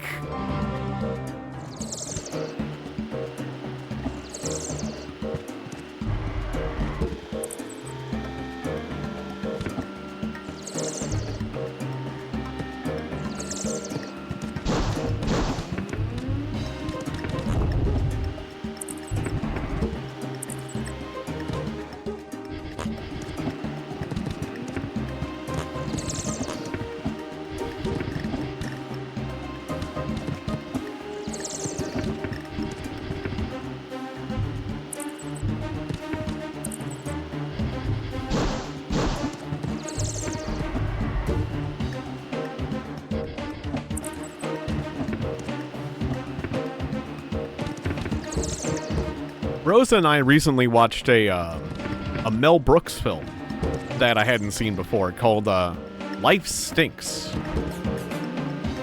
It just is one I hadn't seen. I mean, I kind of understand why. It wasn't like his best film. Like if I was to recommend Mel Brooks films, there'd be like a list of them that I would recommend before this one. But it's still good. I like Mel Brooks. It was entertaining. There was some really funny jokes in it. Definitely a few times where I laughed. There was one joke in particular that made me laugh pretty hard, where he was like looking for a place to sleep, and he finally found a place to sleep next to some other homeless people. And because it was a movie about being homeless. Like there was this well, basically there was this rich guy who made a bet that he couldn't like be homeless for 30 days. That's like the other rich person was like, you can't hack it. So they make a bet. And, yeah, the movie's kind of real, where, like, you know, it's dealing with, like, being homeless, so, like, the movie can be a little depressing, at times, because, like, you know, you're dealing with the compassionate situation of, like, what it's like to be homeless and junk. Like, you know, there's comedy and then there's drama, but the drama moments, aren't as feel good as the comedy moments. But anyways, there's this really good joke where he finds a place to sleep next to some other homeless people because he was like looking for a place to sleep and he was struggling. He finds a perfect little spot to sleep on this like little piece of cement that was sticking up on the top of some stairs, and it turns out it was like right next to the door. There was like this big heavy metal door of this like fast food or this like Chinese restaurant, and like the door was like kind of disguised a bit from our perspective, but like yeah, the heavy metal door opens, and because it's heavy metal and Mel Brooks is like a lighter guy, it just like shoves him. It shoves him effortlessly and just like sweeps him off of the piece of concrete, and it sweeps him as he's sleeping perfectly into a dumpster. Like there's this dumpster next to this piece of cement that's like open, and he just gets like, the metal door opens and has like enough of weight and momentum that it just like sweeps him perfectly into the dumpster, like what in one fluid motion. And I don't know why, but it was just really funny. Just like, it was just like the way that it occurred. As a dog owner, you hate other dog owners. I can fully understand that statement. Does it have to do with poo? Does it have to do with the dog poo? And how people are irresponsible with that? Because that's usually my biggest complaint. Like I used to go jogging in Rockville when I used to live in Rockville, Maryland, and like basically I would find all sorts of like hiding spots where like there was this hollow stump, and in this hollow stump there would be a ton of those like doggy bags where like someone took the plastic and grabbed the dog poo, but then they would hide it. They would throw it to the side of the road, or hide it in like a hollow stump, or hide it in a tree, or like just all over the place. And it's like, if you're just gonna like hide the poo and put it in a plastic doggy bag, like it would have been better off if you just didn't even collect the poo, because now you've also like encapsulated the poo into a plastic doggy bag that will never like the poo would have washed away eventually. You know? But now it's in a plastic bag. So, like, basically, these dog owners would let their dog poop, show, and then, like, you know, and, like, make a big deal out of, like, cleaning up the dog poo in public and putting it in one of those bags, just so that they can throw it away as soon as somebody's not looking. And it's like, it literally would have been better if you would just let your dog shit and been completely irresponsible. So yeah, this is like finding tons of those little like doggy poo bags, all sorts of places along like the jogging trail. Just like every single conceivable hiding spot, as well as just like tossed to the side like a beer can. And it's like, I don't know, it's just like there's something particularly annoying about that.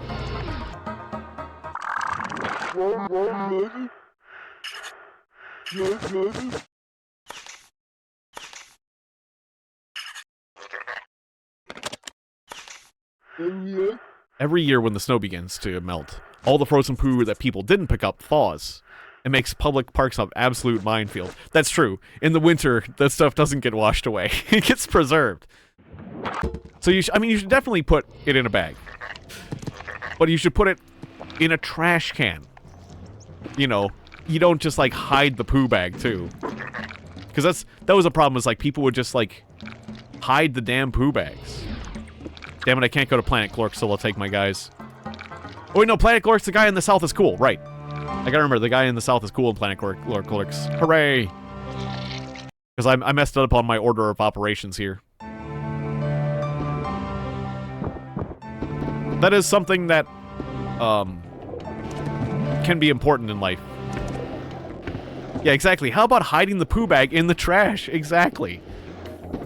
Instead of like, because it was like a forested walkway, like a public park that went through a forest, you know? And I would jog on it. And yeah, like they would just hide, or throw away or hide all the poo bags, and it's like, I don't know, it was just like, something was like particularly insulting about that.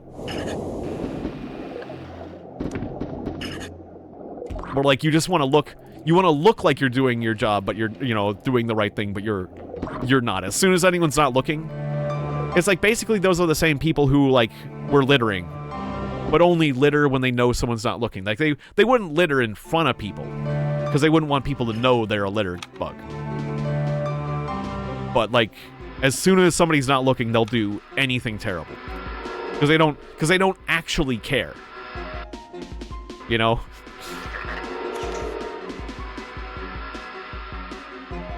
Wait, so, okay, I gotta make sure, okay, south?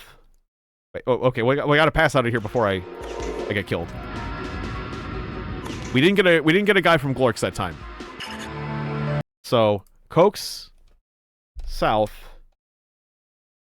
Zeke's, and a Elite Pod. Yeah, at least the people who do use the bags carry them to the nearest trash can. So yeah, you don't have like a bunch of like full bags of poo on the side of the road or in every conceivable hiding spot. Like, it was literally every conceivable hiding spot. And I was at a point in my life where like when I would go on my walks and go on my jogs, I would carry a little extra bag with me. And, I was, like, doing my part. I would go around picking up trash, like cans and stuff. But at a certain point, it's like, no, I refuse. I am not touching.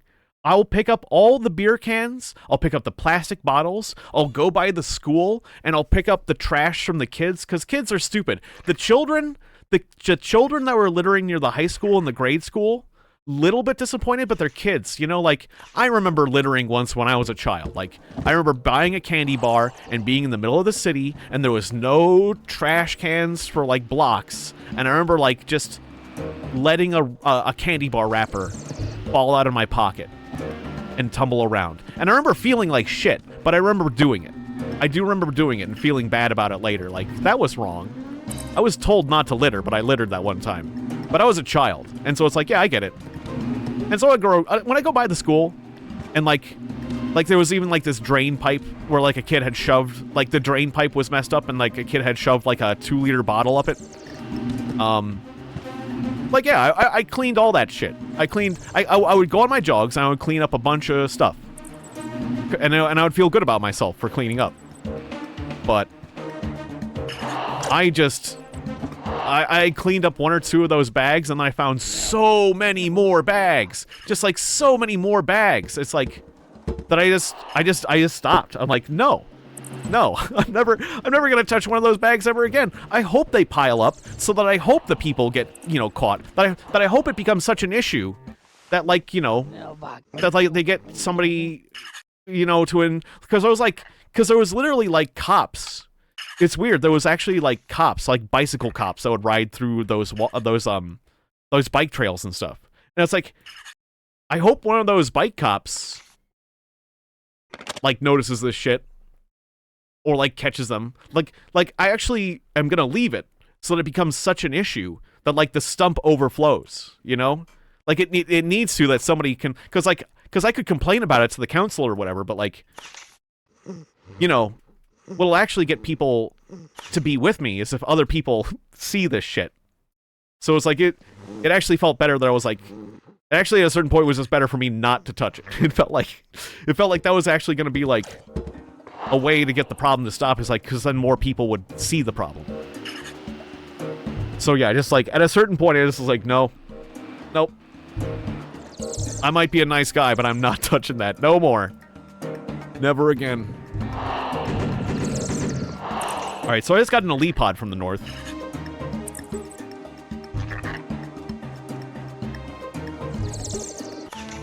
Like, because there's being a good person, but at a certain point you're kind of being a sucker, you know? I'm not gonna be a sucker. For these people. And like actually help their habit. At a certain point it's just like enabling, basically. Okay, so from the north we just did an Elite Pod. Like, I used to actually want to... I was actually hoping to, like, catch one of those people in the act. If I ever caught one of those people in the act, I was going to harass them. Like, to a certain extent. Obviously, there's a certain point, but, you know, like, I was just gonna, like, you know, I was gonna shame them. I was gonna make sure to say something. Potentially get into an argument. There was like an argument that I was ready to have. Which is not something that I'm commonly ready to do. But I was just like, I was fed up. I was literally fed up with these people. Because, like, imagine a pretty significantly deep stump filled with poo bags. Imagine a hollow tree filled with poo bags. Like, you know how you've seen, like, crazy scenarios where, like, a squirrel has gone nuts with, like, collecting nuts and the tree is full of nuts? Imagine that, but dog poo bags. Like, it was out of control. Like, it's so disappointing. Like, it was like, you guys have been at this for a while. You need to stop. Yeah. Hey, do you need a bag? Yeah. You used to live right next to a common path for dog walkers in the summer. I always sneak up on people who didn't pick up and then scare them offering a bag. Yeah, exactly. Exactly. Because they need to be shamed.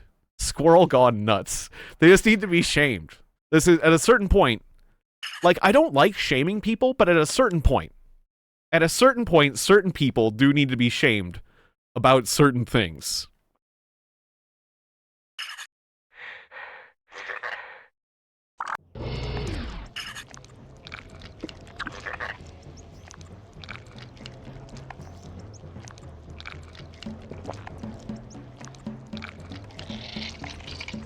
Alright, well, apparently I've gotten the Zeeks for the North End for Cokes.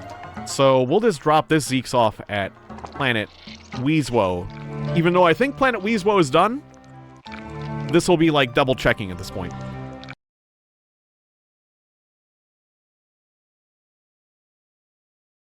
Oh shit, I gotta throw this guy out quick. The sharks are vicious. There are sharks on this planet. Has to. Okay. Looks like we're good. Getting out. So it looks like those are digging marks right there. It looks like they dug in. You can tell by their facial expression that they aren't used to picking it up, and it's always so satisfying. Good for you. I gotta say good for you, really, because, yeah. That is... It's just the right thing to do. Like, I don't want to be too mean. You know, like, blame and shame generally aren't good things. Like, I'm generally not a fan of shame in general. And, like, I can forgive people. Once I start acting right, I can forgive you. You just gotta start acting right. You know, like, I won't keep blaming you. You know, like, it doesn't have to ruin your reputation. But just start doing it. It's easy. You can just start being a good person and not let... Like, I don't know. Like, it's somehow it becomes, like, part of their identity. Where they, like, they've decided that, like, if somebody sees them in a bad light, that they're always just, like, that there's no point. Because any sort of good they do is performative. I don't know, there's just some people that only care about, like... They don't care about actually doing good. How do I put it? It's like some people cannot stand... Like, there was this episode of Seinfeld. It kind of reminds me of this episode of Seinfeld. Where George goes to tip. And he puts money in the tip jar. But because the guy working at the place doesn't see him tip... he wants to take the money back out of the tip jar... and then put the money back in when the employee's looking. Because the employee thinks that George never tips. And never sees when he does tip. And so what George does is then pull the money back out of the jar. But when he does pull the money back out of the jar, that's exactly where the employee sees. And so basically George is a human being who can only do a good deed when it's... If a good deed is unobserved, then it is pointless. Like, there are some people that are like that, basically. You never watched Seinfeld, but you know that scene. Yeah, it's... Well, I mean, there's certain jokes from that are just, like... They're just relatable. So they've transcended the show. Which is fine. You don't need to watch Seinfeld. But, yeah. I would recommend maybe watching clips. Like, the YouTube clips of Seinfeld, sure. Give it a go. But, you know, there's a lot. There's a lot of Seinfeld. Plus, the, gosh... Michael Richards. The incident with Michael Richards is very unfortunate. The fact that, like, I have trouble... It is one of those things where, like, when something happens with an actor in a comedy show, like, I don't know. It kind of taints the show. Even though, like, Seinfeld had nothing to do with it. But, like, just knowing that Michael Richards had that, like, total mental breakdown, it's hard to see past it. It is hard to see past it and see... It's hard to see Kramer as, like, a cool guy anymore. It's like, oh, man, Kramer's a cool guy. And then you see that stand-up routine. It's like, Kramer's not a cool guy. He's so uncool. Kramer is so uncool, though. Oh. Anyways, I got a Bibu rat from the north. That means he goes to Planet Coke. Yeah. Has to. Planet Coke. I'm really glad I'm keeping track of this, because otherwise I forgot.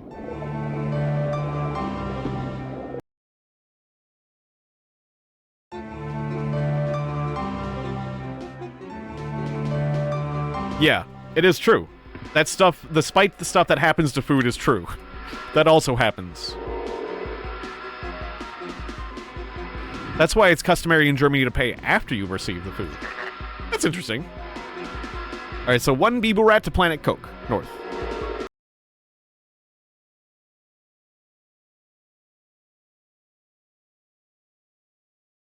One Bibu rat? Okay, so the north... Planet Coke is done for the northern stuff.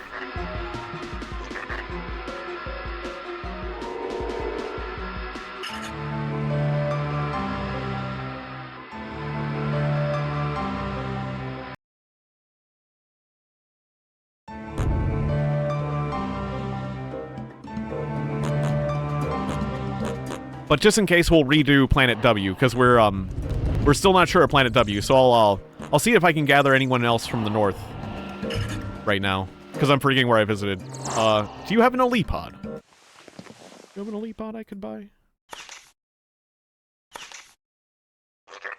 No. Okay, I think I already picked you up. And then...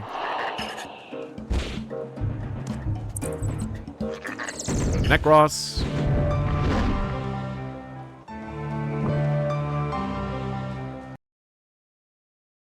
There is that... Now I'm thinking of that moment from, Third Rock from the Sun.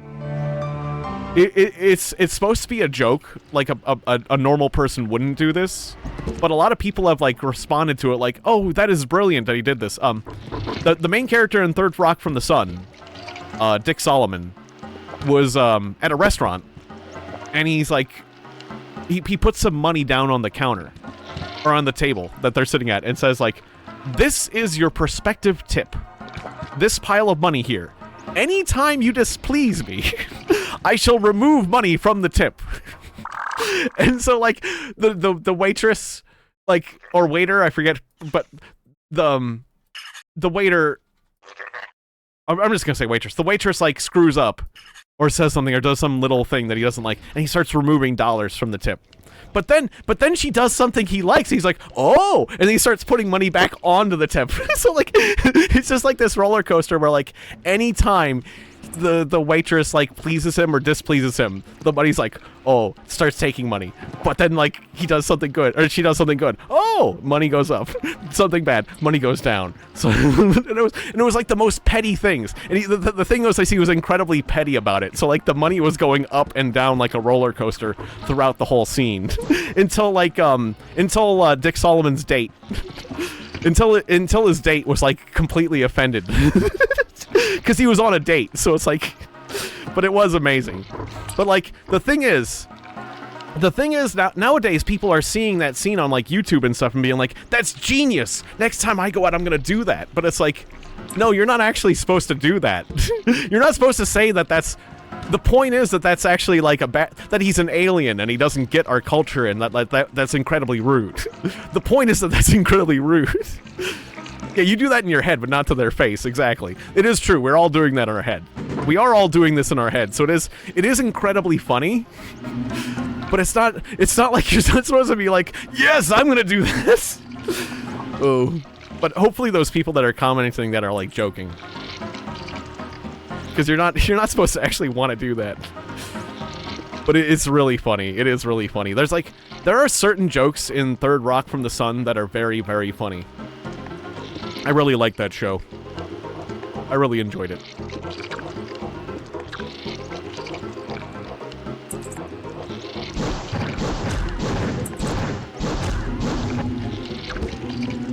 You know, it's like, I don't think the writing is actually as strong in Third Rock from the Sun as it is other comedy shows. Like the writing in Seinfeld is really strong.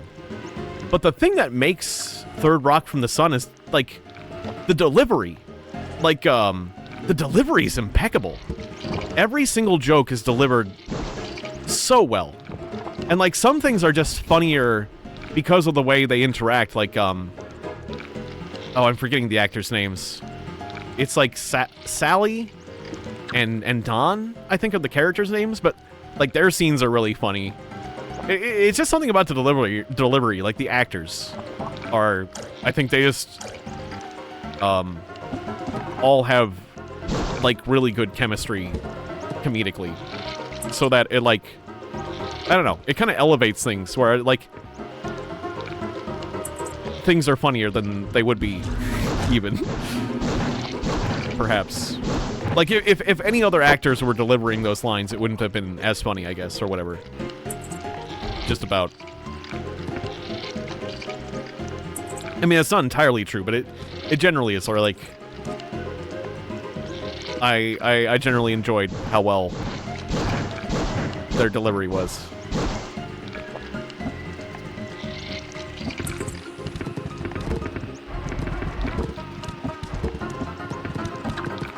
And also, I just think of that show as, like, it's like a warm, like, relaxing show. It was like kind of the show I would watch when I would come home from, like, work or,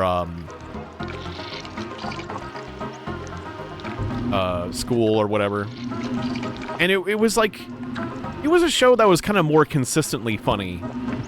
Like, there are comedy shows that I really respect because they, like, they swing for the fences. They, like, have jokes that are really, really funny, but then there's moments, like, hit or miss. Like, there's some shows that are hit or miss, whereas there's other shows that are, like, more consistently funny. Oh, jeez. Wait, why was it kicking me out? Oh, because I had toxic. Okay, sorry, I'm gonna get rid of my toxic. I didn't mean to have it. Sally is the middle name. Wait, Sally is actually the middle name. The first is Jerry, and the last is Feld.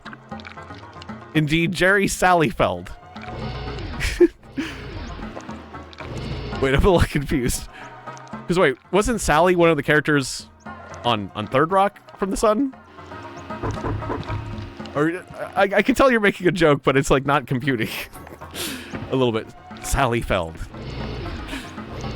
I like Sally Feld. I like watching Sally Feld. Middle name, or is that a real fact that his middle name is Sally? Is actually the middle name of Jerry Seinfeld. So wait, but Sally. So he is actually Jerry Sally Seinfeld? I didn't know that.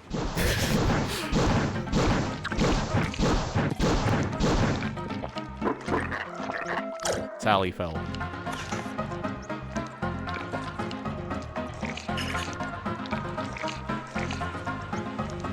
I'm having trouble getting in this room. I don't know why. It was protractor. I need to use ostrich power.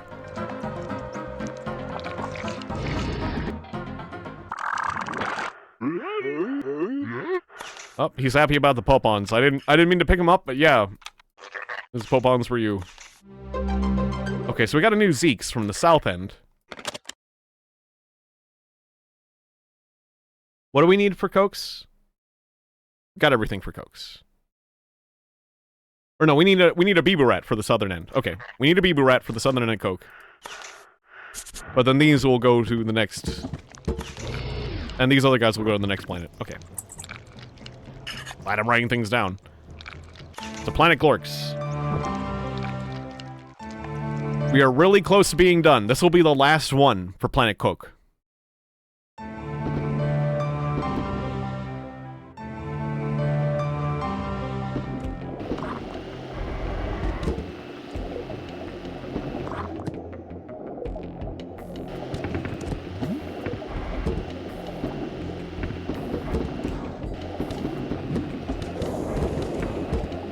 Although, if this doesn't work, I might have to, figure some things out off-stream, really, because I'm gonna be... If all this I'm doing doesn't work, I'm gonna be perplexed. I'm not gonna know what to do specifically. And so we might have to figure out another thing to do. Temporarily. Not that I don't... like, I'm still gonna have every intent on beating Vangers, but, like... If this doesn't work, I'm gonna be, like... just confused on the next course of action. Specifically.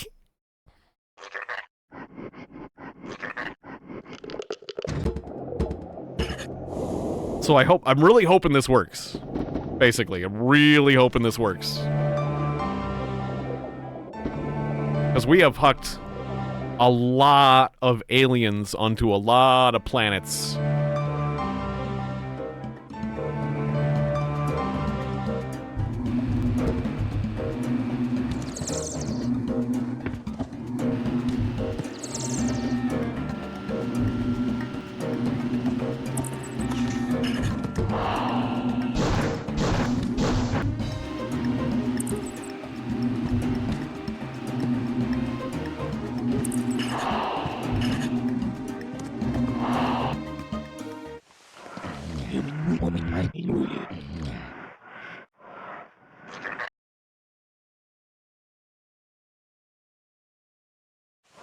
Save over that save. And sell some of this junkus. We got a new elite pod. Okay. Our cargo bay has one of every race living in harmony in my cargo bay. Beautiful. Okay, so Planet Coke, to be clear. Planet Cloak deserves one Bibu rat. One southern Bibu rat. It was very important that he be southern. There you go. Give it a few seconds.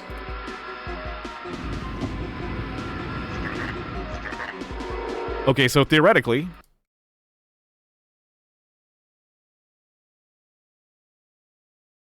So we just had a southern Bibu rat on Planet Coke. Planet Coke should be done.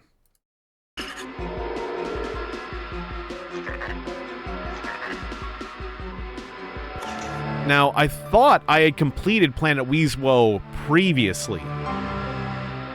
Like we did it on the previous stream, doing the one-to-one. But this was before I was informed that, like, throwing people on the planet and skedaddling real fast could invalidate things. So, we're gonna redo it.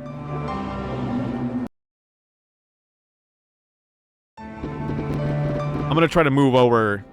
Just so I have a little bit more time, I'm gonna try to move over to that, that symbol on the ground. So over here. Planet Weezwo. Okay, hopefully I'm on that eagle... That eagle crest. That, like, Russian eagle crest. I don't know what that's called. I kinda wanna learn what that's called. Like this double eagle thing. I'm sure that has a fancy name. Protractor, give me a barrier, please. Did I do it? Protractor. I need a barrier. Thank you. Because the sharks are coming. You can see that's a shark on land. That's a land shark trying to eat me right now. Fucked up. And it explodes. And it explodes! Have fun. Alright, so now... I'm sitting here long enough to watch them dig into the ground. I'm on land. They're on land, so they're not drowning instantly. That was an elite pod and a Zeke's, right? They were southern. Yeah, they were southern. Okay.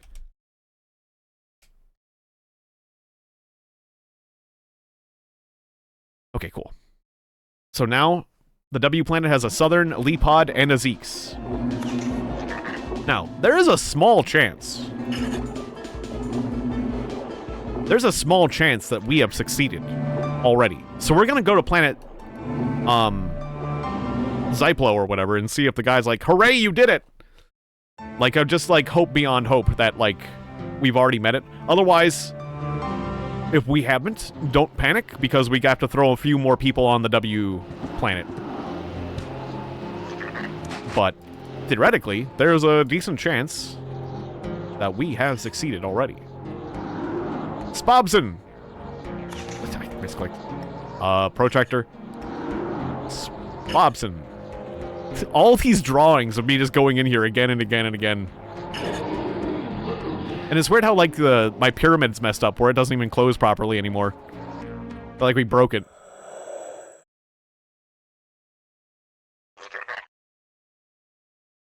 Damn. At least one passenger from each S-cave to 4 accessible small worlds.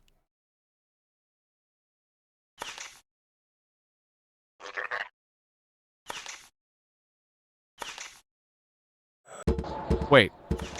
The 4 accessible small worlds. That's A, B, K, and W, right?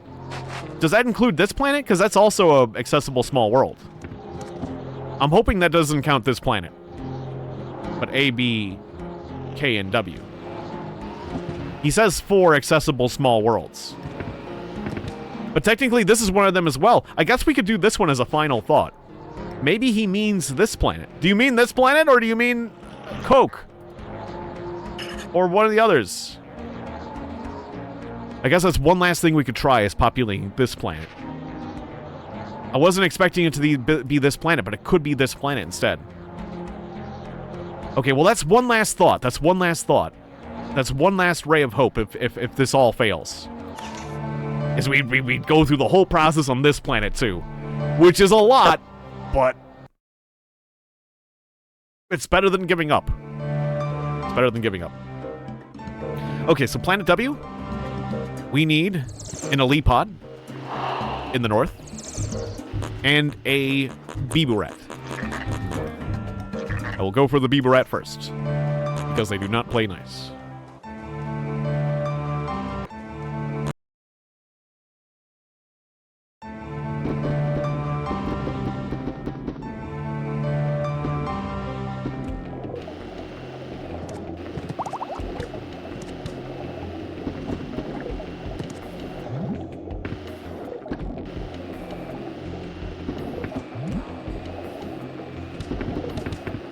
So earlier you were just making a joke about Sally Field, like just Sally Field, instead of that just being like the middle name.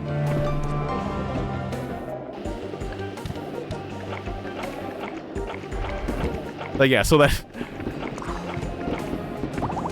or no, I was thinking like the show as Sally Field, but no, Sally's the actual middle name, actually the middle name, and Jerry is the first. The last is spelled.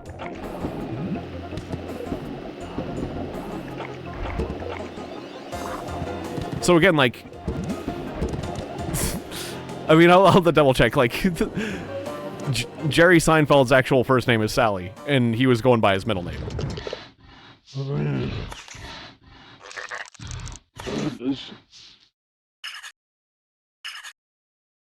Like, either that's an actual fact, but Sally Field as a show. Like, wasn't there, like, Sally Field's... Was that, like, a baked good things? Or, like... Wait. Now I'm thinking about... Sally Field. I'm obviously overthinking this statement. I don't have much else to think about right now. Got a Biburet. Gonna pass... back to Fostrel. This is a really bad pun. Okay, fair enough. It was just a joke. It sounds funny.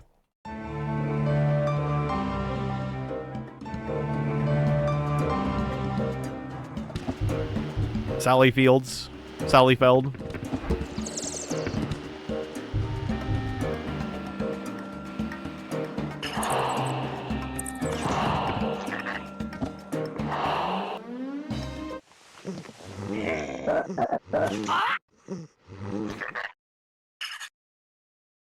Oh, you don't have another Elipod yet. They haven't restocked.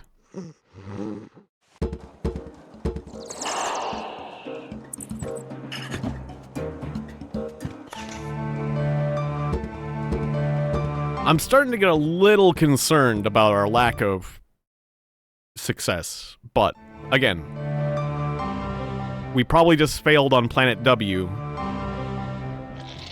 Or the idea that...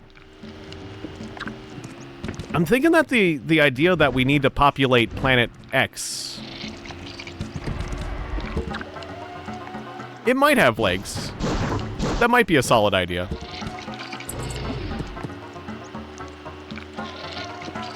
I have no clue, though. I was really hoping it would just be over. I was really hoping it would just be over. Like, it would say, like, you did it! We're 2 hours in, and I have no idea if I'm any closer to the end or not. It's just not knowing. Not knowing is the real... That's the real bugaboo. If I could just know that I was making some sort of progress, that would really help. Just like, you know, make me feel better about continuing on what I'm doing. But we just gotta believe. We just gotta believe. We just gotta believe. I'm starting to not believe as much. Alright, so again, this is from the north part of the planet. We got a Zeeks and a Bibu Rat.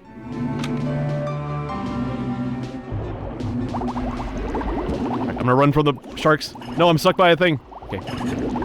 Hopefully you've had it. Oh no! I almost died. It knocked my Zeeks out of my cargo bay. I almost died. What else did I lose? Did I lose anything else more important? Okay, good. I only lost my Zeeks. My Zeeks also volunteered herself. Boot sector, protractor, function 83. Look at my health. My health is the tiniest sliver. The last Moggy is smoking. The last Moggy is smoking. My vehicle is on fire. So much for that extra Zeeks I had. Where does Lucky be alive? We're gonna go to Fosterl and go to a repair station.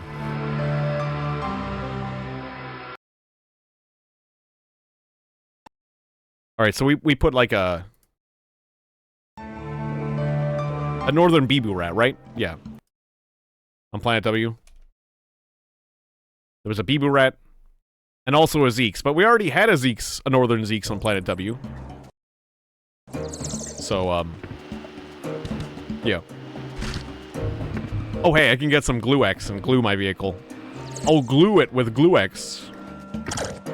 Yeah. Give me one of them. Give me one of them Glue-X. Did I use it? Oh, yeah, I used it. I used a Glue-X and healed myself, but the thing is, a Glue-X doesn't do a lot of healing. Even on, like, the normal car. And, the last Moggy's health bar is gigantic. So, yeah, I used a healing kit. I just used one healing kit, and it didn't even make a dent. I'm still smoking. I glued my car with Glue-X.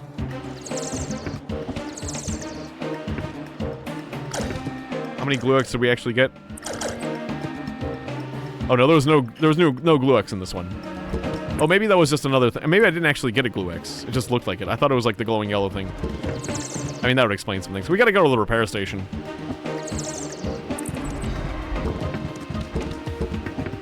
Get me out of this hole.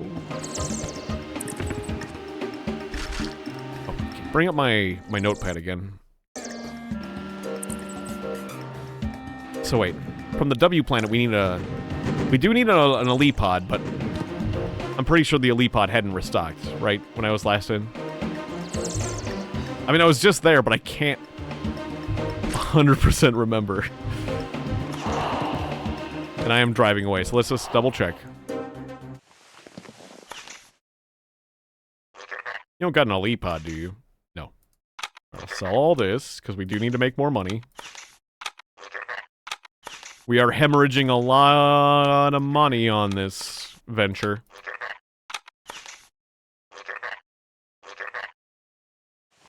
But thankfully, with 100 luck, it's not bad to get the money back. With my efforts, I've kept it stable. Okay, let's just drive south. And, once we have all the planets done, I'll start filling in, Planet X. I'll repopulate Planet X. And then, unfortunately, once, you know, repopulating Planet X fails, I'm gonna be out of ideas temporarily. Like usually my streams are like 2 hours. Like, normally my stream would be wrapping up and ending. Unless I, like, really like the game. But, like, this game, I've been going, like, 3 hours, 4 hours, 5 hours on regular. And it's just because, you know, I really want to get through the game, but it's been kind of exhausting. So basically, what I'm saying is, if this doesn't work, and Planet Coke don't work, I'm gonna have to unfortunately just wrap up the stream without succeeding. And I'm gonna have to, like, go away and do some research, maybe do some offline stuff.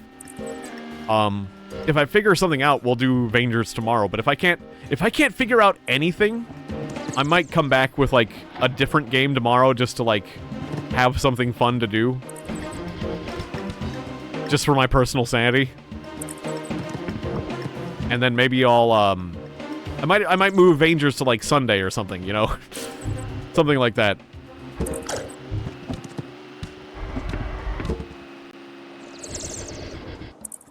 And at the very least, we did get one ending. I can still hang my hat on the fact that I got one ending, but it just, like, it wasn't the good ending, so it wasn't as satisfying as, like, having 2 out of... Because I don't even know if there is, like, actually a third ending, but if I got the 2 endings that actually I do know about, I think that'll be good enough, really. Although if I find... I'll probably do more offline stuff and then, like, see if I can figure out the third one. Hey, Rapturing Bioshock. You haven't missed much, I would say. It's just, we've been doing the one-to-one. Putting creatures on planets just, like, one-to-one. And I've done all the planets. Oh, except for... Okay, we couldn't... It looks like the center planet, the center Bibu Rat, Escave, doesn't actually, give out Bibu Rats. Because I kept going to Vigbu, and there was, like, no Bibu Rats there. Which I didn't know. So, that kind of threw a wrench in things for doing one-to-one for every single Escave, because, like, Vigbu never gets, Bibu Rats, never gets passengers. So basically, I exempted that, that Escave from the proceedings, basically. If it never has passengers, then, like, there's nothing I can do about it, but, I've gone down the list, and,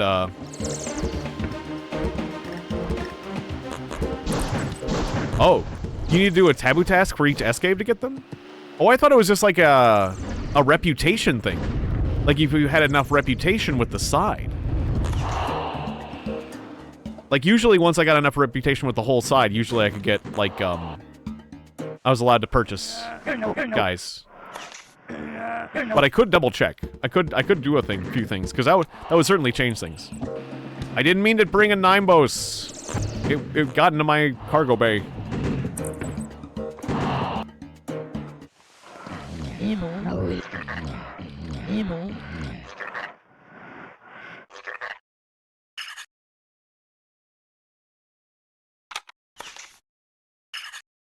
That is a thing I could do. Is see if, like, doing something for that particular Escave could unlock it. But usually it's, like, based on the whole faction. Like, when the whole faction's happy with me, I can just buy from it. As far as I remember, with the unlocks. Anyways, on my checklist, I'm seeing that I need a Bibu Rat. I need a southern Bibu Rat.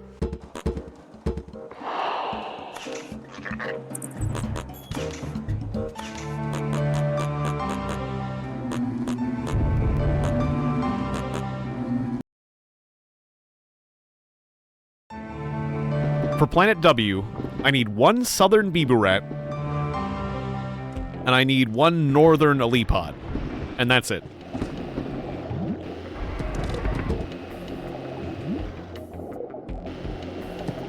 And then we should be completely done.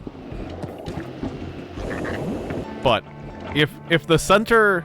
If Vigbu, the center Bibu Rat escave, is actually what's holding me back, well, then I'm gonna have to, like...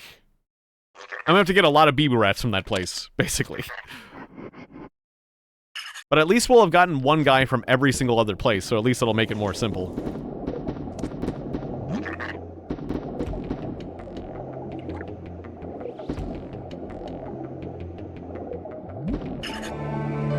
The other thing I thought about is if I was getting the planets wrong that I had to repopulate. Because, like, the guy said the 4 outer worlds. But, and so I thought that meant Planet A, Planet B, Planet K, and Planet W. But what if he meant Planet X? What if he wanted me to repopulate his planet?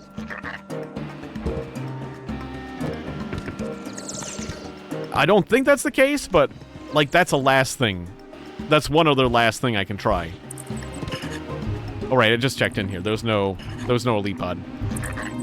Alright, so I'll go to Necros and see if I can get a Zyplo creature. But otherwise I'm gonna be out of ideas. So I'll just have to end the stream there, basically. Is what I was saying, because we're already at 2.5 hours. And, like I said before, typically as a streamer, my streams are usually like 2 hours long. I normally do 2-hour streams, but for this game, I've been going way longer on a regular basis. Oh, you got some spicy ramen? Spicy ramen can be nice sometimes. Depends on the brand. Ostrich. Ostrich me.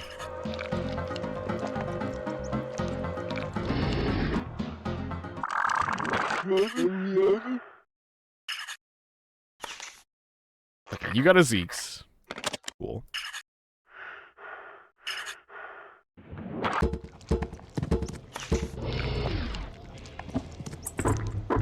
Oh yeah, I should save the game.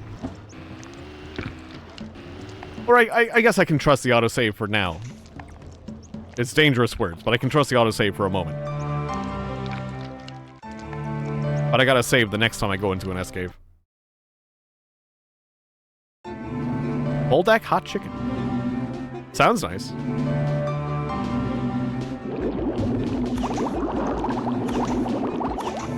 Alright, so what I'm gonna do is drive to the north just a bit, so I can land on that, the bird icon. Because I want to spend a little time on that planet to make sure that, like, the guys get out of there successfully. Because that's one of the things I don't know about Planet W, is if I skedaddled too fast.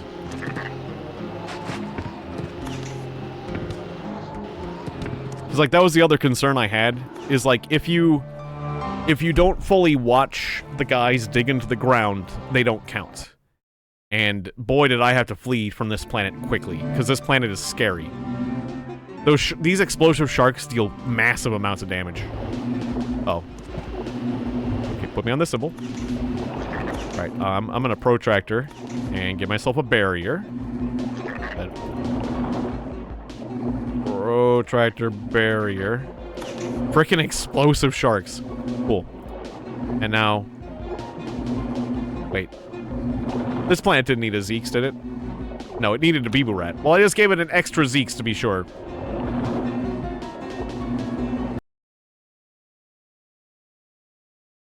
Okay. So now Planet W is done for the Bibu Rat. For the southern end, at least. And, now this planet just needs an Elipod from the north. We need one northern Elipod. And theoretically, this planet should be done.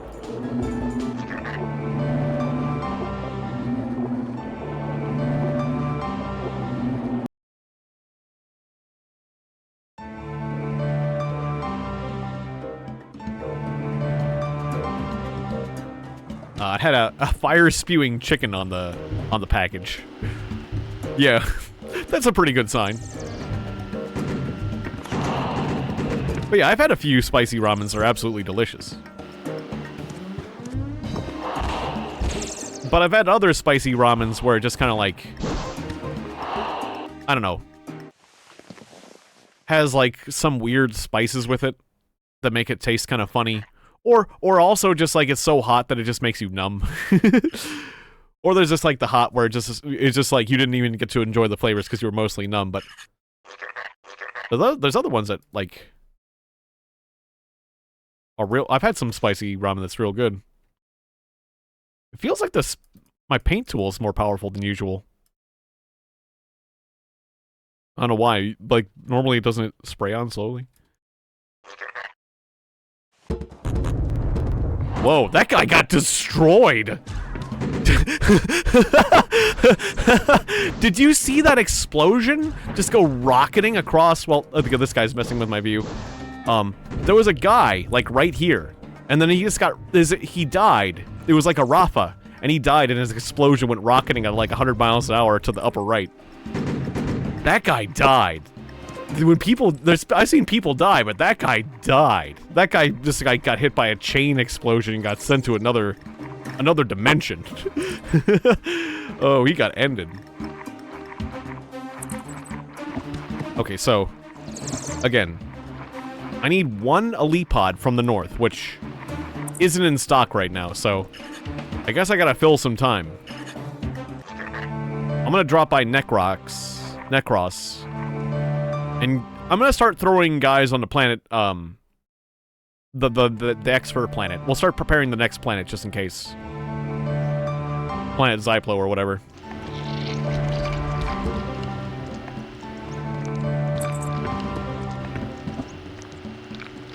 Hopefully it doesn't come to it, but I'll start loading up Planet Zyplo.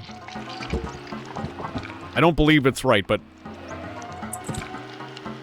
And then we can go to Vigbu and maybe do a task there or something.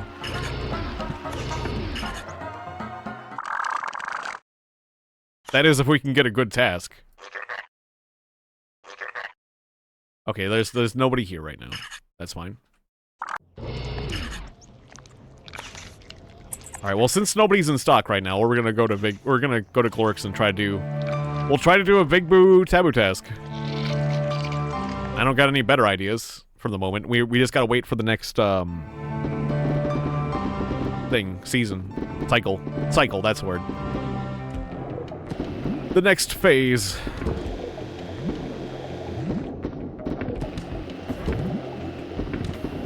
But yeah, it would be a bit of a kick in the pants if I just hadn't done enough tasks for Vigbu and they do stock one of those guys.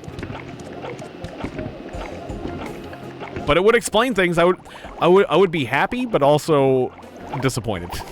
Though I would have a mixture of emotions. Because at least it would explain things. It would explain a lot. Compass bug. Vigbu. It would mean that I made an incorrect assumption about, like, whole factions being happy with you and stuff.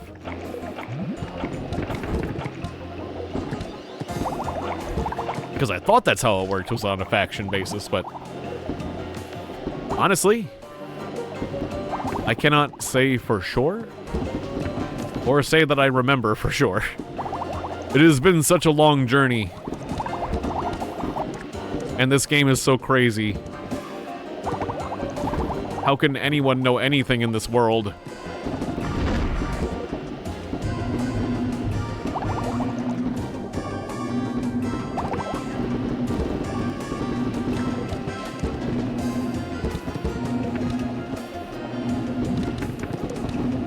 I was thinking of passing over to Fosterol, but at the same time, I already programmed my compass bug. But yeah, let's just drive in Fosterol. It's faster. It's faster.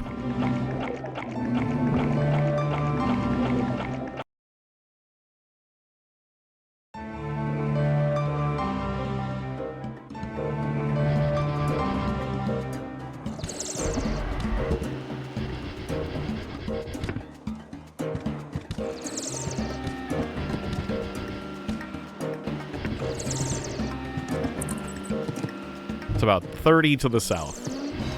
However much that is.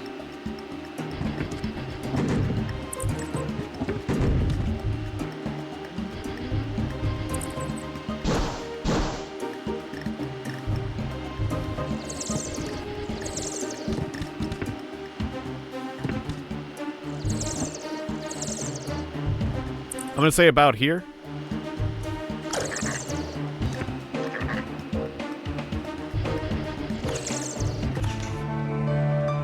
That felt like 30.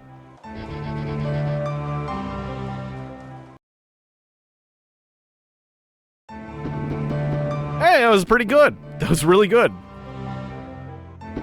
Turns out I'm pretty good at estimating my my distance units.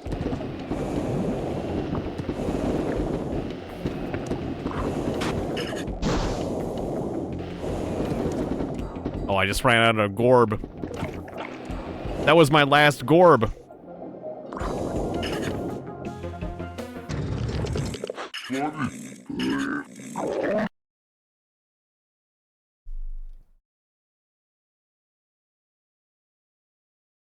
Tasking. Alright, we're gonna do a task.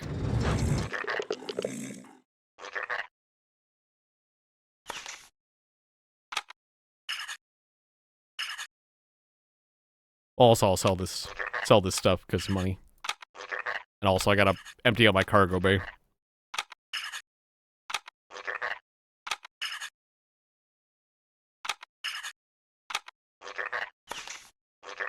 Alright, what's my task?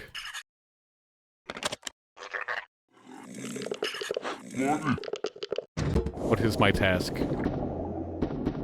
5 glowing beebs! Oh, that's an easy one! Yeah, 5 glowing beebs? You got it, 5 glowing beebs. Hopefully I got time in the cycle. I wonder how much cycle time I have, though. I didn't think about that. The cycle could be ending. But you know what we can do? We can do, Protractor Beebs Festival! Now the beebs will come to me. Of course, the beebs don't live around here. But all the beebs on the screen will come to the symbol when I call it. Like, they'll move towards it. So all I gotta do is find a group of beebs and use that symbol. I gotta find a group of beebs, though. There's no beebs here. Gotta find where the beebs live. Doesn't matter if I use that symbol. Like, the symbol's gonna make my life easier, but, like, there's a beeb. We need more beebs. There's another beeb. We need, like, a cluster. A colony, a school of beebs. Where do they live?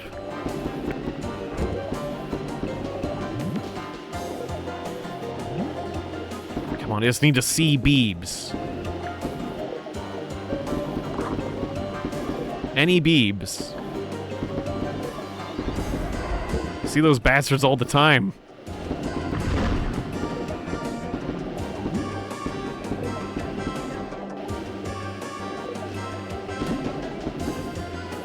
Where's my beeb? A beeb! I need a beeb! Where are you, beeb?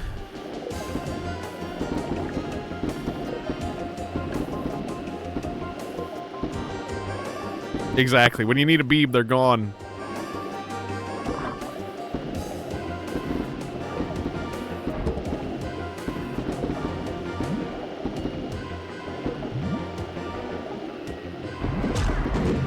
Oh, the Taskmaster's gonna be so displeased with me. I'll get no points.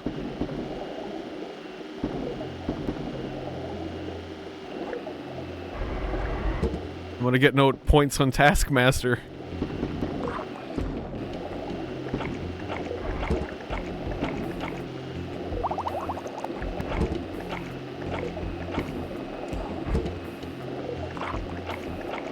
That's one of those British shows I started watching during, like, the pandemic.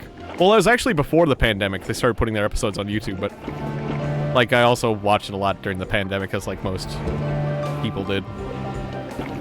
But yeah, I like that show a lot. Taskmaster with little Alex Horn. I should have read my task very carefully. Maybe there's like a little loophole. Maybe there's a Taskmaster style loophole where if I'm real creative. I know, I can use the Beeb spell and then crush myself. No one said I couldn't be the Beeb. I found the clever loophole. Where's the damn Beebs? I don't see any Beebs anywhere. Like, I haven't seen a single one. I could cast the spell. It's like, oh, this is gonna be easy because I can cast the spell. Doesn't matter. Doesn't matter if Beebs don't exist. Normally I see them in, like, groups, like, everywhere. Well, maybe I could go to another planet. You didn't say I had to be on this planet, right? I bet I can crash, I bet I can crush Beebs on Fostral. I bet I can crush Beebs on Fostral. That's the loophole. I found the loophole. I found the loophole in the task. Doesn't have to be. Man, I wish I could be that guy. Look, that's a sea of Beebs. I could be that guy. I gotta go to that planet.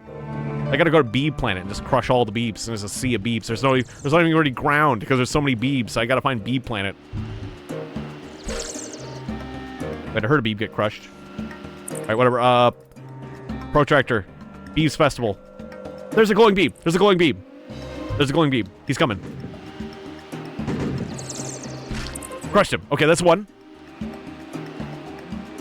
I don't see any groups of Beebs though. We gotta keep going.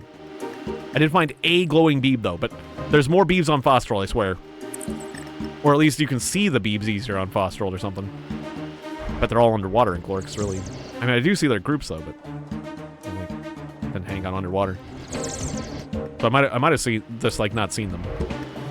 Beebs? Beebs?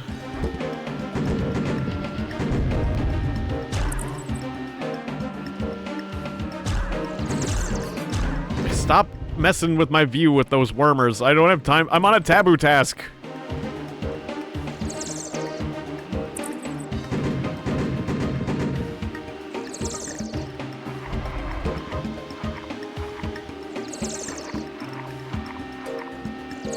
Don't need the terrain resisting me right now.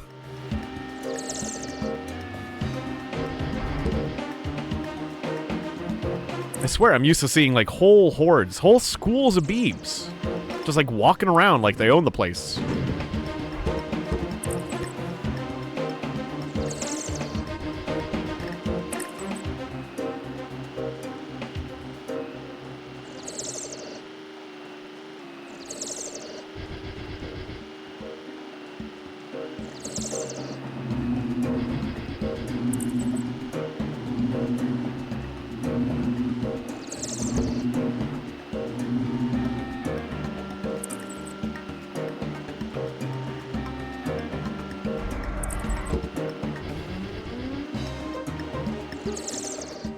Now I'm starting to worry about the Beebs on this ecosystem.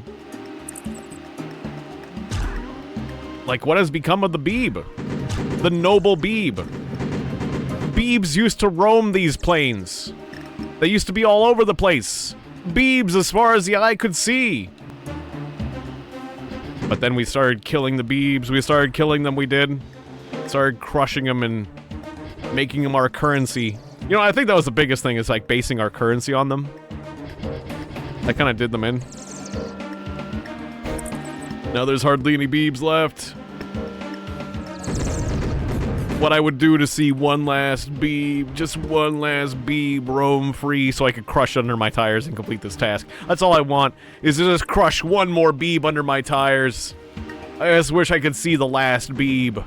An endangered species. I wish I could see it so I could make it extinct and just complete this task. I just really wish I could complete this task.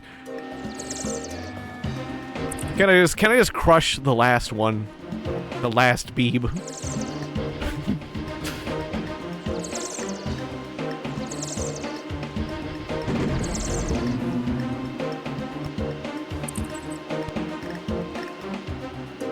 Now I'm thinking of, like, the Lorax. It's like the Lorax, but, like, you know, it's like the last tree. But it's like, but I have a task. My task is to chop it down. Chops down last tree. Crushes last tree. Task complete. Whoop! Yay! Oh, but I heard the slide whistle go up, so it's fine.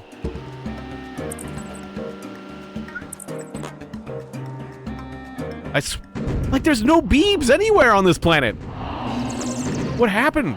I swear I usually see Beebs walking around. Well, okay, sometimes I see them to the south here. It's like, despite me, they're just non-existing, because they know I want to crush them. They know I want to crush them. They read the task. Okay, fine. Planet Necros. I bet Planet Necros is... You guys haven't seen a beeb, right? I only saw, like, the one beeb or two. And, like, that was the only, like, glowing one. I only saw, like, one. Like, normally there's whole schools. Like, whole squads of beebs roaming. You can see them walking around.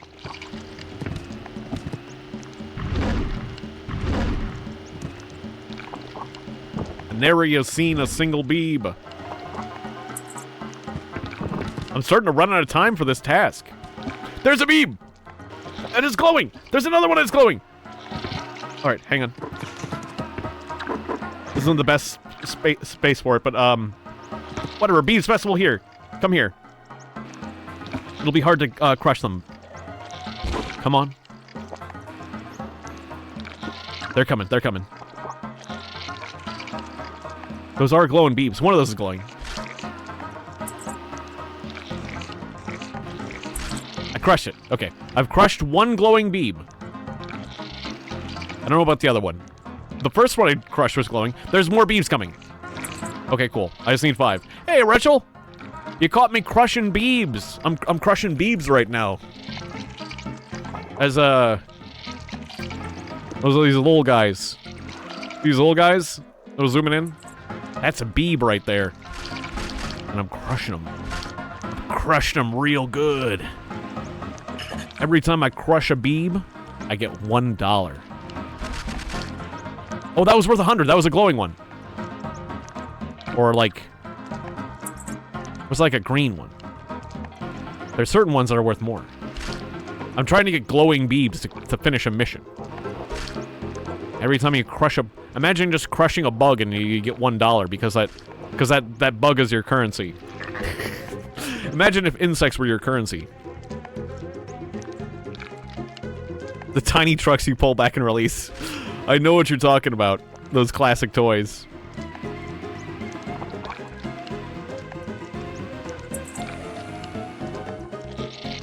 I've had some really... Some of those were really fun. And of course, like, you get a lot of those from, like...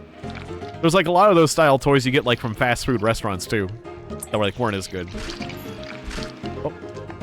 I had that disconnect, reconnect thing happen. Like, one of my peripherals is disconnecting and reconnecting like crazy. No idea what it is. It has something to do with this game. Okay, we're getting beebs here, so we gotta run into another glowing beeb, right? Our task, we don't have a lot of time for it, but we just need to get 5. Needs 5 glowing beebs to make parade medals. So once we've crushed 5 glowing beebs, we'll be good. Oh no! Wait, did that count? Oh, I guess we get 1 cycle to complete it, so I guess... Oh, okay, so we get 1 extra cycle. Okay, so we're still cool. I was worried that it just ended. No, you get away from that! Get away from that glowing beeb, you! This guy's trying to kill me, and he knocked me away from the glowing beeb. There's a glowing beeb there, and he knocked me down! The beeb kept going. The beeb kept going. Or no, it's coming back. Okay, the glowing beeb's coming back. You get away! The beebs are mine. I need them. I'm out of gunpowder. I'm out of gore, but otherwise I'd shoot him. Stop that. Stop that right now. The glowing beeb. All right, I got it.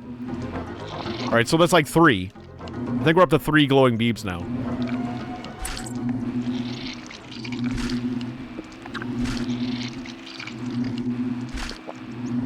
I guess there's like these dark blue beebs that are also worth a lot of money.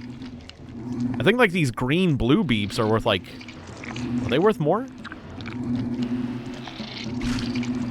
They're also worth a 10 spot. Oh, I think the glowing ones are 100. So there's like different denominations.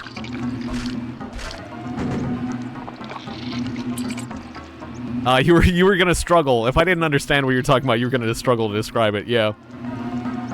I mean, those are pretty classic toys. But yeah, I understand. Jesus, you had a lot of wormers. Get a lot of those things that make my screen spin. I can see more beebs coming. Actually, I'm gonna do another Beeb Circus. Protractor. Beeb's Festival. Put it right here. I said, Protractor. Because I see a collection of Beebs over there. Maybe I should just go over there. No, but there's some Beebs coming from here and there. This isn't really the best Beeb crushing spot, but it's pretty good, considering that there are Beebs. Considering Beebs exist, I just need... This is not the best crushing surface, if you know what I mean.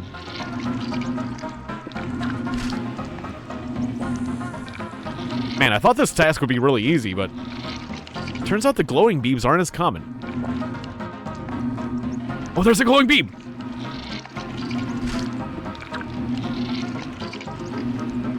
Did I crush it? I think I crushed it. I really hope Beebs on other planets count. Because I got this mission from a guy on planet Glorix. But now I'm crushing Beebs on Necros.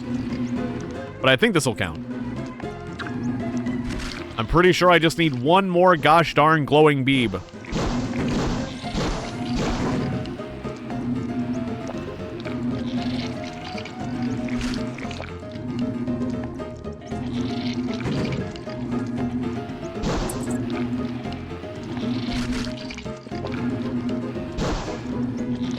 Looks like all the Beebs are coming from the north. I'm actually gonna move north. And recast the spell up there.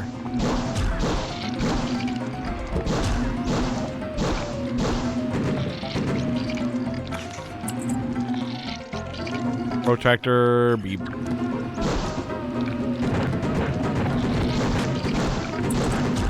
Oh, you're confused as to what's going on here? Are you guessing that's what you're confused about? Well, this game's called Vangers. I'm saying Beeb. B-E-A Beeb. Or, wait, B-E-E-B. Yeah, like a B. But also with an A. Yeah. Yeah, so it's closer to B.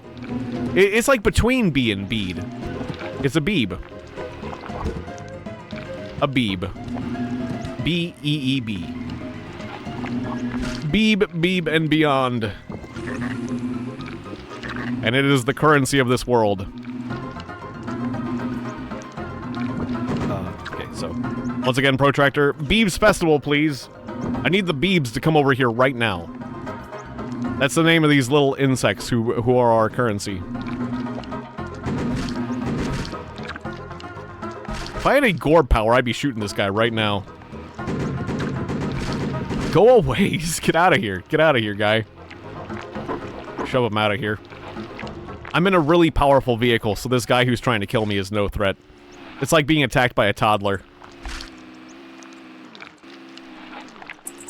I just need to find one more of these Beebs that's glowing. Occasionally you get a glowing Beeb. It's random. And my task... Wait, is that one? That's one. Come here. No, not the swamp. Not the quicksand. That Beeb is circling. He's like stuck. He's trying to get over here, but he's like circling. Damn it, I'm stuck in this quicksand. Okay, to get out. Yeah. It's complete! Yay! Tablet task complete. Alright. Hooray! We've killed the Beebs. Alright, back to Planet Glorix to tell that guy what a good taboo tasker we were.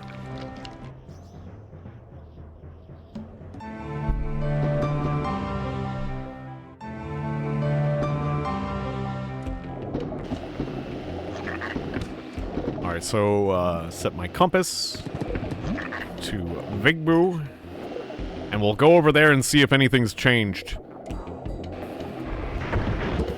I'm worried it hasn't, but maybe, just maybe, they'll start selling me, little guys. Like, I'll start having... There'll be Beeble Rats there for sale. I was doing that mission so that this guy here will sell us Beeble Rats. If in fact he can. No, I'm not flying. I'm in a little car, but I can jump. I have not been flying this whole time. I'm still driving. I'm driving on a road here, and I do a little hoppy jumps.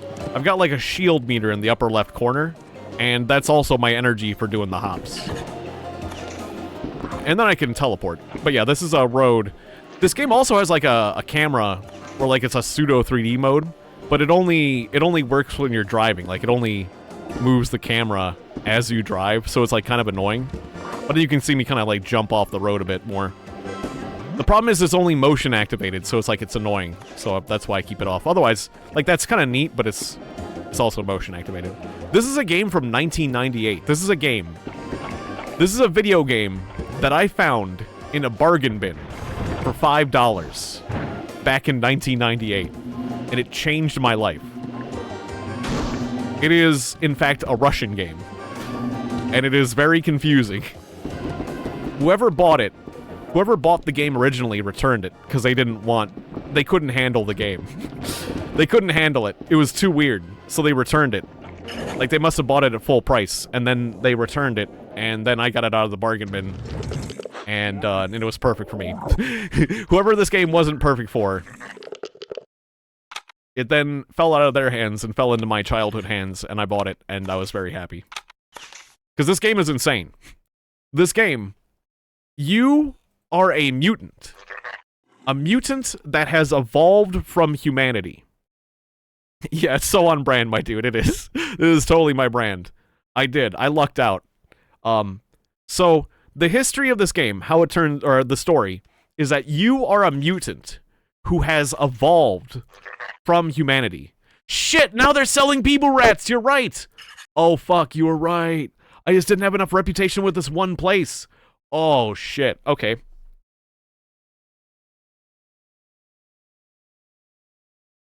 We're just making that the save. Oh, shit. Okay, so, well, thank you.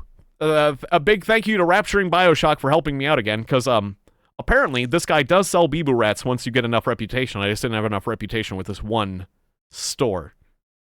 So, now we can repopulate all the planets with this guy. That's what we were missing out. This is like the missing piece of the puzzle, I'm pretty sure. Okay, so one Beeble Rat. We're just going to be going back to this place and collecting Beeble Rats from this place like crazy. So anyways, these guys are the Beeble Rats. This guy right here. This is a Beeble Rat. There's 3 different... Yeah, yet another obstacle, yeah. So, I'm basically... There's a lot of work that just opened up, but that's going to help. Basically, there are 3 different races that now rule the world, and this is one of them. This guy's a Beeble Rat. I can ask him about Mechos. Can I open up these chambers? No, he won't let me. I was hoping, like, normally you can click on these, like, fidget things. You can also click on the walls like a fidget thing, but I was gonna retell you the whole history, Rachel. So to summarize, you are a mutant who is far into the future. Like, we all evolved. All the mutants in the world evolved from both human beings and insect-like aliens called the Crispo.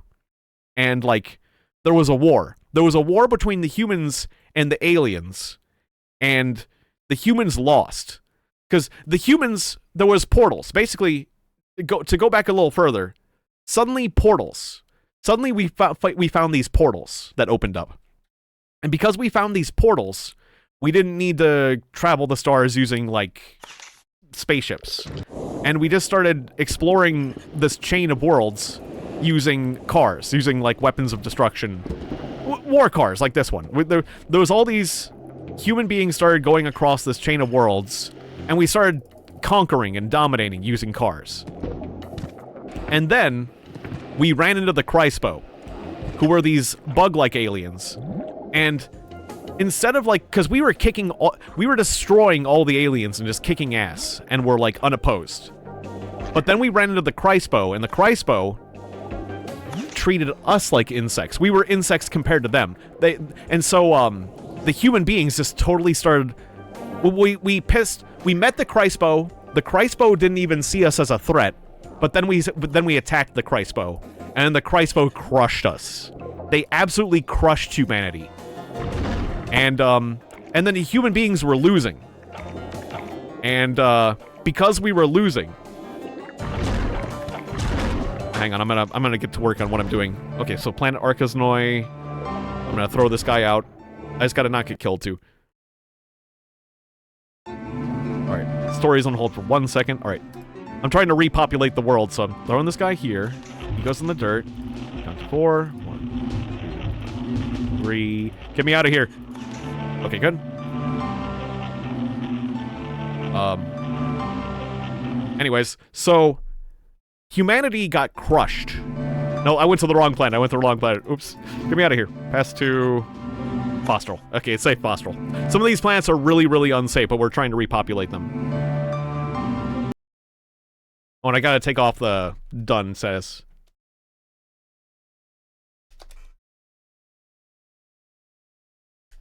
Okay. Making a note of that guy. Okay, so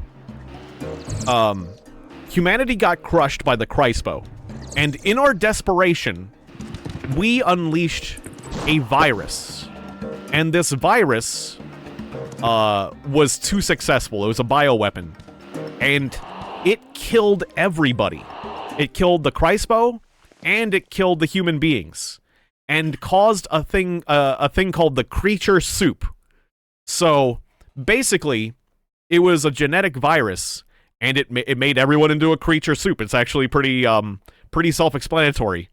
We all got soupified, and that's how everybody, all our genes got like messed up and turned into a soup. We turned into a great melting pot, and because of that, the human beings in the Crispo panicked and shut down their portals. They turned their portals off. So there's human beings who survived, and theoretically Crispo who survived, but we know the human beings did. By shutting down their portal. So then, because of that, all the mutants you see here evolved from both the Crispo and the human beings. So we're now even further in the future, we are mutants who are half human and half alien. And there's 4 different types of aliens. There are these worm guys, like this guy here. It only lets me open the doors whenever I'm talking to him. But there's this worm guy. He's one of the Elipods. They also call them the fatties. They're also known as the fatties. Other people call them the fatties. And also, the names for like the people in the past, like the human beings, they're known as the softies. We call them the softies. So you're a softie. We're all softies. And the reason they're called softies is because the Crispo were able to rip them apart so easily. We just ripped apart so easily. They were just like considered, we have no exoskeleton. We're just so easily just torn apart. So the softies got their asses kicked. And now there's 3 different races. There's worms, there's Bibu rats, and then there's the fish people on Necros. And we can ask these people, like, there's all these questions. There's other people, yes, I'm also a softie. Well, in this game, though, we're also, like, we're one of these worm people. We popped out of a pod. And we're a Vanger. Yeah, I can ask, what is a Vanger? You are a Vanger, dolt. You are one of the contemptible slaves outside of the outside machines. You are all our servants. So basically, I'm a specially bred type of worm that fits into a car. Because this guy's a counselor. He's too big. He's too big to fit in a car. So he lives in an underground city where, the Vangers are a special type of mutant that fits in a car. Is basically it. And then we go out and we trade. We trade stuff, and we adventure, and we get all the resources that people need to live. That's basically what a Vanger does. Is we're the car mutants. And that's basically it. Like, you're a mutant who is in a car, and you go around, and you get money, and you do quests, and all that. It's worm life. It's worm life. You're a mutant alien in a car, and there's all these weird words, like mechos, and like, there's, like, different phases. Like, right now, the world's in, like, the plump-up phase. There's, like, the plump-up, and then there's the gulp-down, and then there's the election, and every single world has its own, like, words and, like, phases. Like those are the 3 seasons here. But on planet Necros, there's 3 seasons, and they're, you get this. The 3 seasons on planet Necros are, there's 3 seasons. It's, December. You have the season of December, or you've got spring. You've got the season of spring, Then you've got December. Oh, that guy just died by running into me in midair. You fool. You got spring. You know, nice, wonderful spring. Then you've got December. And then you've got Wednesday. Or no, was it Monday? Monday. It was December, spring, and Monday. Those are the 3 seasons here. Oh, there's that. There's my controller. Just Saturday. It was Saturday. Sorry. Saturday. December, spring, and Saturday. Those are your seasons. And the reason is because, the aliens now live by, like, weird rituals. There's all these weird rituals and all this, like, culture that the aliens have invented. And everything that the aliens have invented... This is one of the fish people in Necros. Also, depending on the season, wherever you click on the background, different background things happen. Like now, because it's one of the seasons, I forget which one, I can click on the background and I can dissolve the background, so we can see this lady's other foot. Normally, I wouldn't be able to open up this door to see this person's other foot. Like, I could click these, but now that I can do dissolve, I can dissolve the background and click on the other and do that. Which is like, this is like one of these fun, like, the background's like a fidget toy. When I was a child, I could just, like, fidget with this. And, like, depending on the season, like, one of the seasons when you click on the background, it paints one paint, and then the season changes, and it's another paint. But right now it's dissolved, so we can see the foot. You can dissolve and see the foot that you don't normally see. So anyways, this counselor... I forget what her name is, but, like, oh yeah, her name is Zephyra. This is Zephyra. I can say, what is Zephyra? I am Zephyra, the gentlest. I am the gentlest of the softie. She thinks she's a softie. She's obsessed with the softie. Okay. Eldest daughter of Weezik's...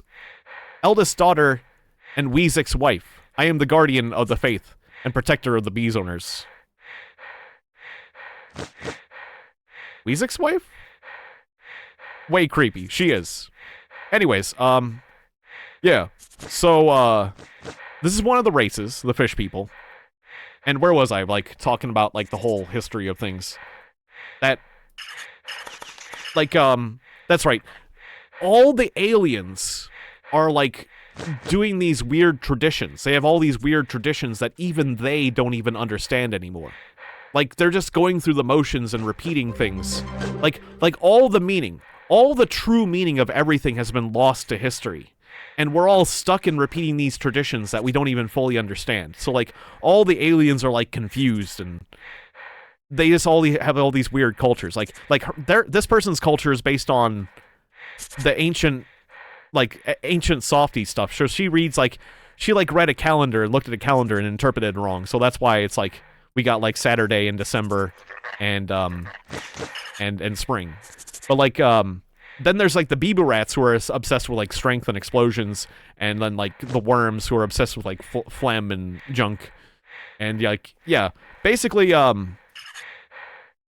even the aliens are kind of, like, going through the motions and confused and stuff, you could even say, like. And we're just trying to make sense of it all. But, like, every alien culture has, like, a sacred race. And so to proceed through the game, you have to win the sacred races. And we've done that. We're almost at the end of the game where I'm trying to repopulate. I'm now trying to repopulate these worlds that are on the chain, the end of the chain. Like, I'm basically at the end of the game. I'm really close to the end of the game, and we're trying to repopulate the universe for reasons, for more reasons. Okay, so I picked up an Elipod and a Zeke's from the north. I'm gonna put one on Planet W. I think I need a Elipod for Planet W, to be sure.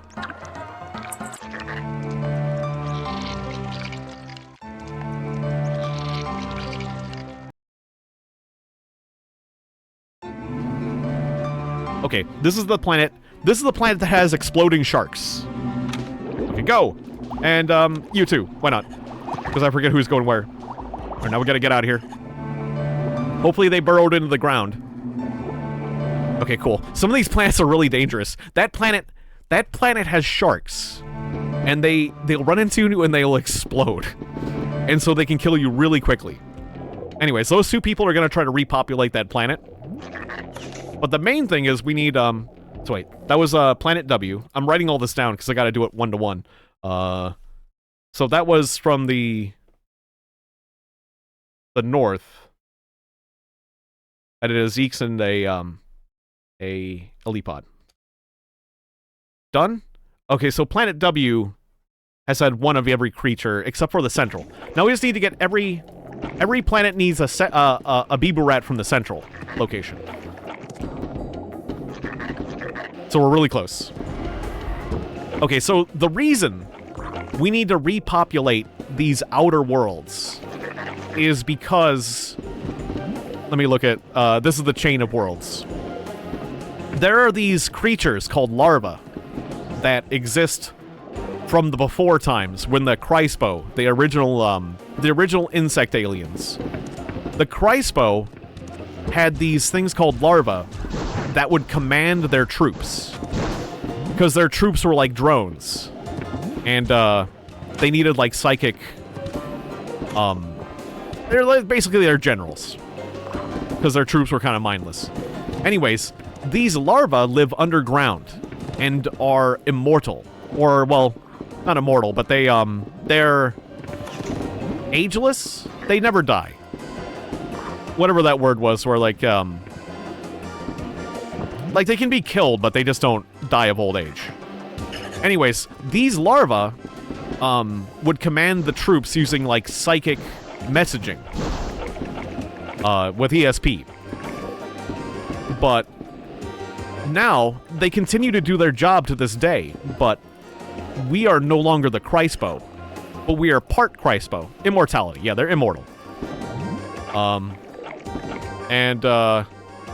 Because of that, they affect us in not the way they were supposed to.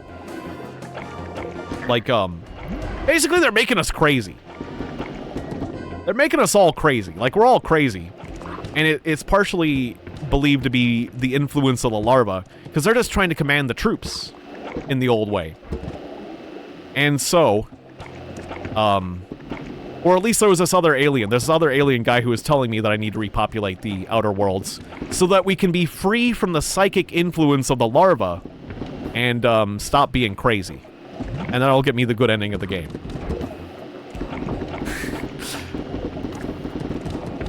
Because, like, there was these other demons called the Infernals who were, like, manipulating everyone and making... Basically, everything in the lore was also manipulated by, like, these psychic demons called the Infernals. So, like, everybody was manipulated. Like, the human beings were manipulated to find the portals.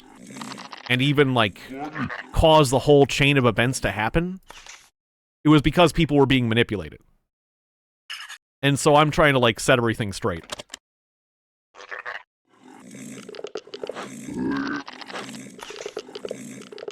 And yeah, it was like...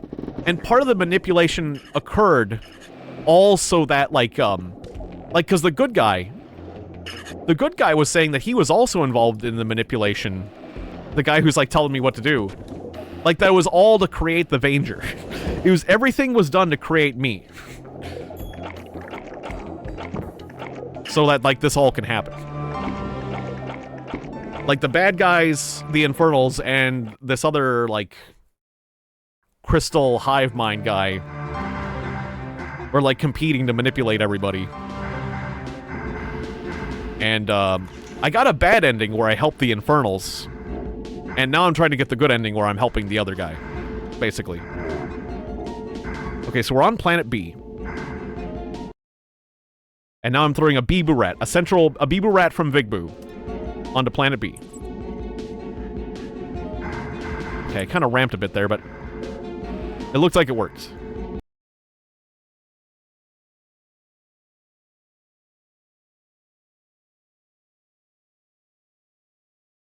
Okay.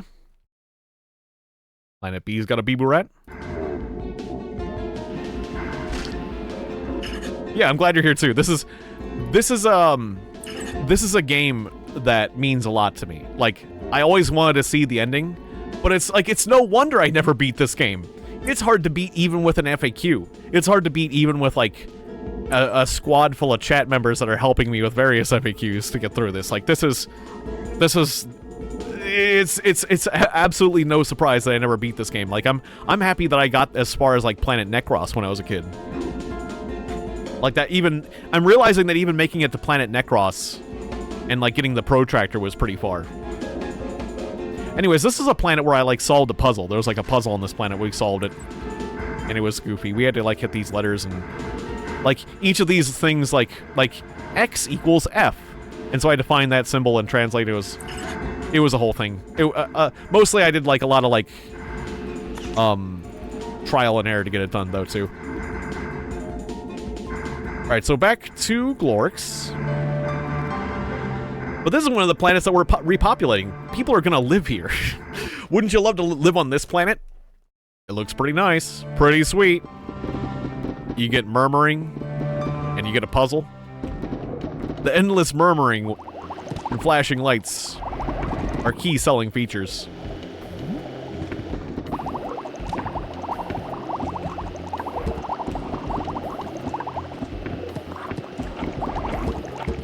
Anyways, just... Yeah, I don't even remember what the message was that we, I don't remember the solution to the puzzle either. I don't remember what the word we spelled out was, even. We spelled something.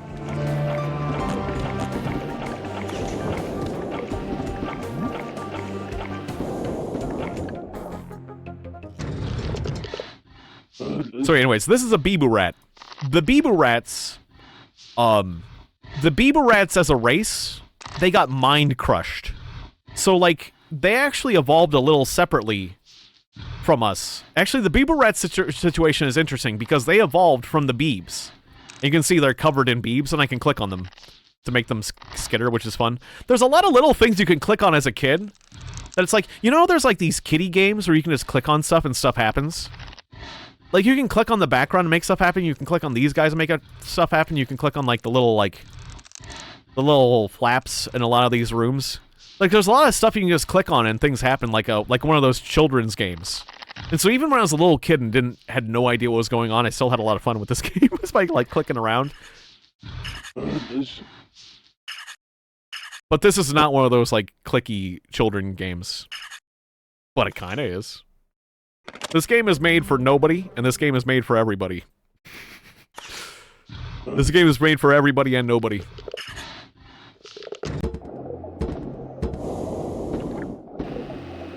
But it makes sense. Learning that this game was a Russian-made game actually makes a lot of sense. Although I had no idea when I was a kid. I had no clue.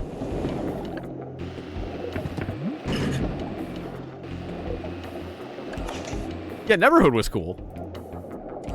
That was that, like, the claymation game. Yeah. Never actually played that one.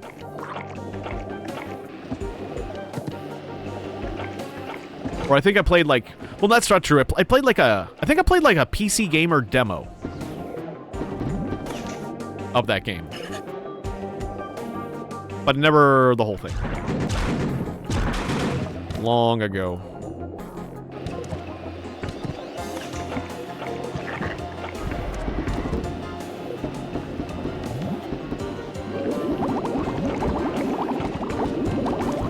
Yeah, and I've seen gameplay footage of it as well, of other people doing it on YouTube.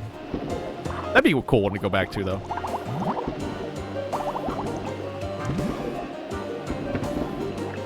Okay, so wait, I grabbed a northern Bibu rat. None of the planets need a northern Bibu rat. So I'll take this northern Bibu rat, and I'll throw him on planet Zyplo just in case.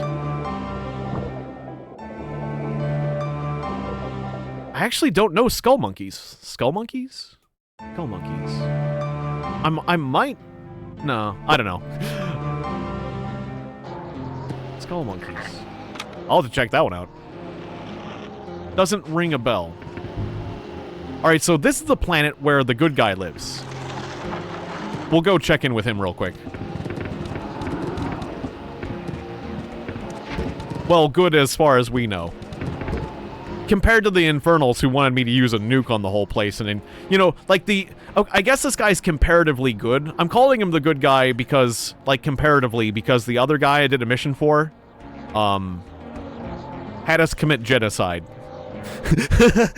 The other guy had me pick up a nuke and then commit genocide and stuff, so, like, comparatively, this guy's, storyline is better. Rejoice! The same Vanger has arrived!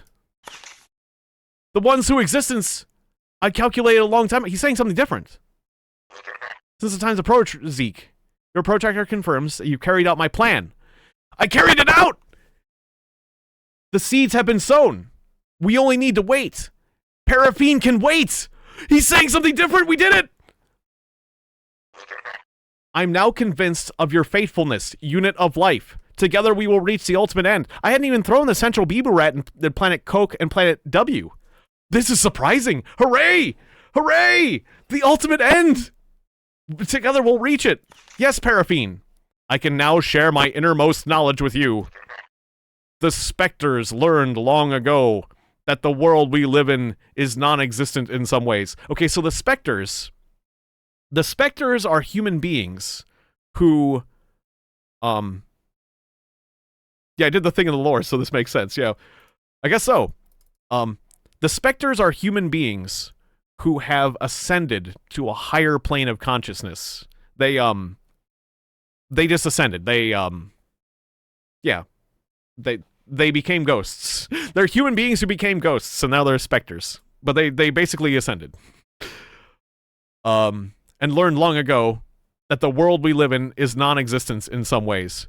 Basically, the ending of the ending of the bad game, or the bad ending, the bad ending of the game, tells you that the whole game was a simulation.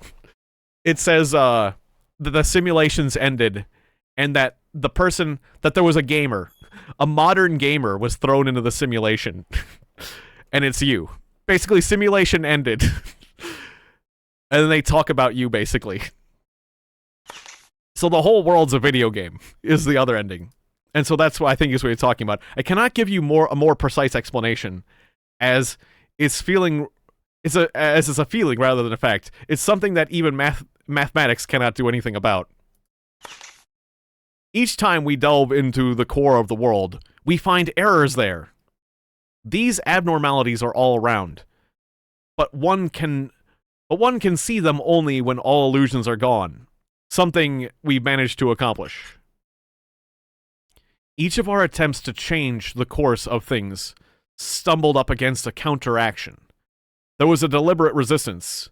Some experiments were simply blocked by nature itself. So far, what we know for sure is that our world has been penetrated by some alien mind capable of changing any and all laws. We call these phenomena Infernals. So I guess the Infernals might be the programmers of the game. Because they're alien minds that are capable of changing any and all laws. They're the Russian programmers. Damn you infernal Russian programmers programming our games! Stop changing those variables! No clip. So anytime you go into a console command and go like no clip, God mode or no clip equals 1, you are an infernal alien mind capable of changing any and all laws. When you enter a console command. Stop it! You visited Threall and seen something there. But the protractor tells us you remember nothing of that. How sad. The seed of malice which has enforced our world is to be sought in the Infernals. Which has enfolded our world is to be sought in the Infernals. But we know practically nothing of them. As Spectres, we can only speculate on that. Oh wait, so you're also a Spectre? He's also a Spectre. The most plausible hypothesis is based on several indirect conclusions, based on the final actions of the softy spirits. We believe that the biological nature of the softy and the insectoid Crispo were so different that no genetic fusion was possible within that reality. The creature's soup emerged into the other emerge due to other reasons. The specters failed to simulate the result in their labs. I'm glad I explained the creature soup, because now you know. Now you know what I'm talking about, Rachel. Delicious. Ooh, delicious creature soup. I'm making a creature soup for you. A delicious creature soup. Half man, half insect. That means that the physical laws of our reality were transfigured. I cannot tell you the details of my last hypothesis of the infernals. To express it primitively, we assume that there is some force in the universe that is even more powerful than the infernals. Oh, so maybe the infernals aren't the programmers. We can try and let it know about our life and the horrors of this enclave world.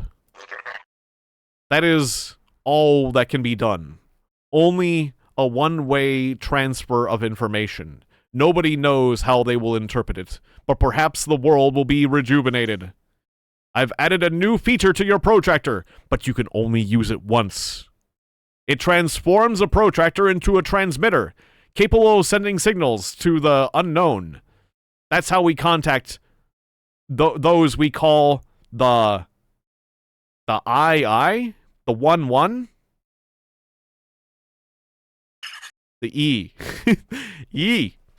The E. That is an extremely simplified explanation of our invention. We worked on it for half an eternity. How do you know it's half an eternity? Eternity is forever. You know, the only way you know if it's half an eternity is if we wait another half, and then an eternity is over.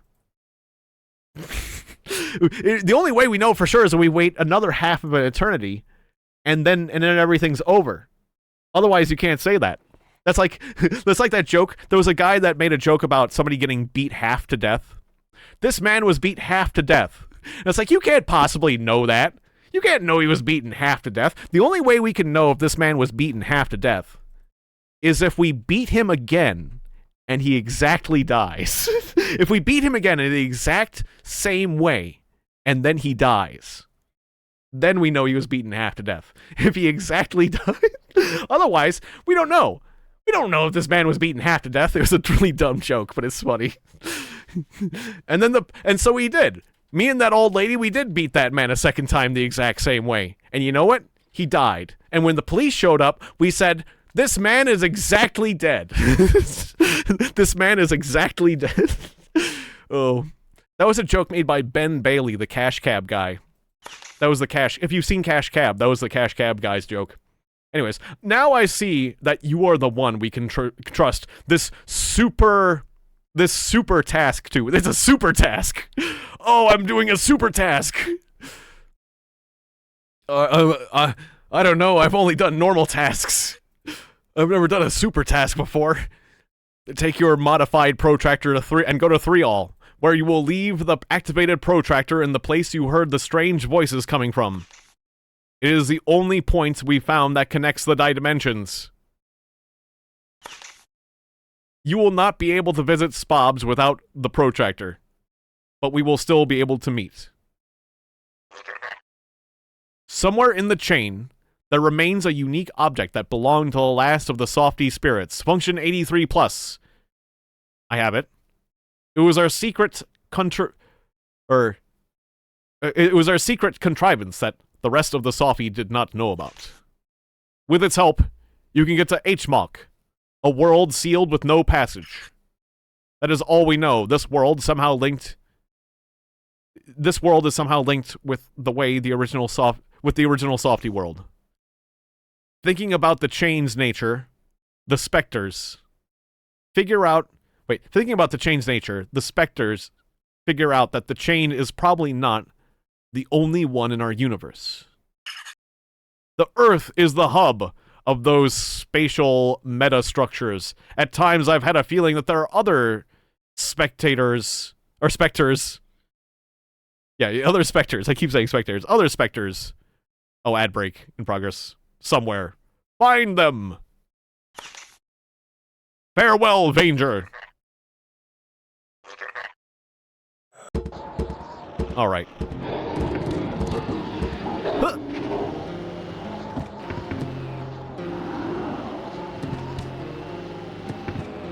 Alright, we're gonna go save it.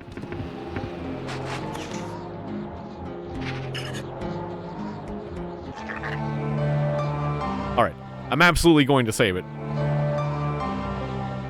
So it said, like, that there's other specters out there. And then the last thing he said was, find them. Find them. Good luck, Vanger. Those are the last two things you didn't see during the ad break. So yeah, basically go find that spirit mummy. We gotta go find the spirit mummy. I was going to eat that mummy. Well, first we're going to save the game.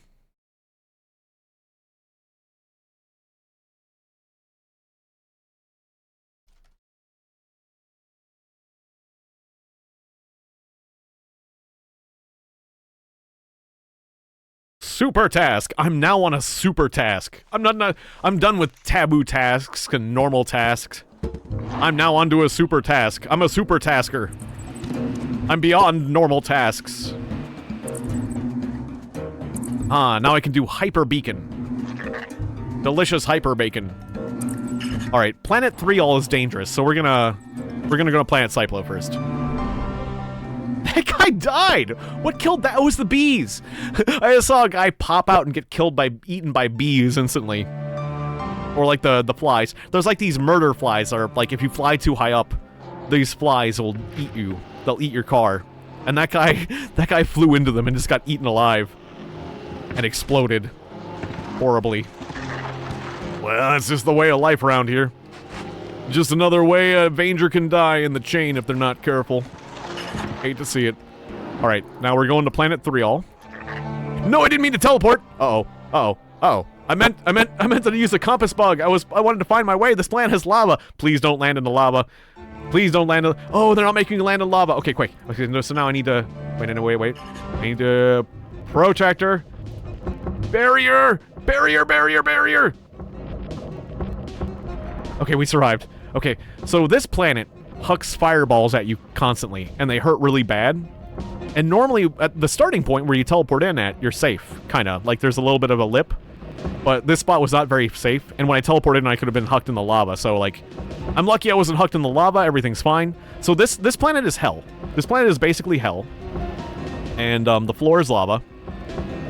Alright, so now I'm gonna need to turn the protractor onto, hyper beacon. Right? And then get the hell out of here before I get murdered. Because whenever I do this, my shield will run out. Hyper beacon, okay? And then I toss it? Oh, wait. I drive here? Huh? Wait, what happened? Did it drop it?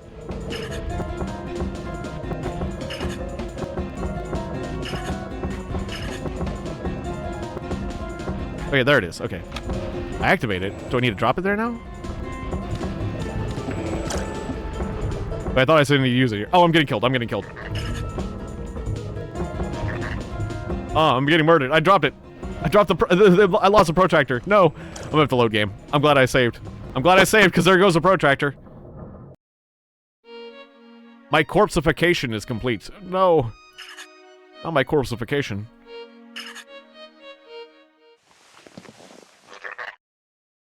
I'm a little confused. Alright. I was told to go to 3 all. We're just gonna go to Zyplo first to make it easier, but like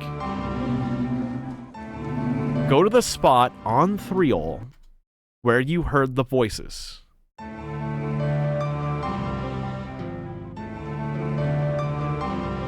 Which was that spot, and activate the hyper beacon. Right? And then I was like supposed to leave it there, right? And I guess I was supposed to use like boot sector to go to... No, not boot sector. I was supposed to go... I guess after that I was supposed to pass to the human planet. So like... Okay, HMOC is not on here. Okay, so if I get access to HMOC... I'll do the hyper beacon, and if I get access to HMOC, we're good. Right? I thought I was supposed to like drop it there or something, but I think I just need to activate it on that spot. It said I could only do it once, but I thought... Did I need to drop it? I forget if he said I need to drop it or something. I'm gonna assume that I don't need to drop it. Okay, so...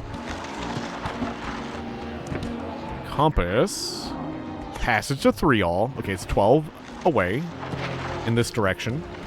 This planet's annoying because it spins your view frequently. There's like there's worms in the ground, and when they smack you, they spin your view. Try while we're here. There we are.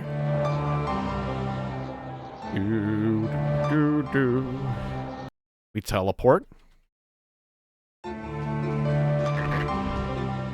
Now, protractor, give me a barrier. Do I got a barrier? I got a barrier. Now we drive this car south. Hop over this little hop. Yep. Oh, okay, good. That little jump can kill me sometimes. Alright, I'm gonna drive on top of the spot. I'll just hit F1 until I get rid of that text, and then I can... protractor... Hyper beacon. When I activate that, it takes down my shield, though, right? Then can I pass to... HMOC? Not yet. No, my shield's still up? Whoops, what did I just click? No! What? I went somewhere I didn't mean to. I was trying to click off. It said I could only use Hyper Beacon once. So, theoretically, I failed. Oh, wait, now the Hyper Beacon's going off. Wait, why didn't it work before?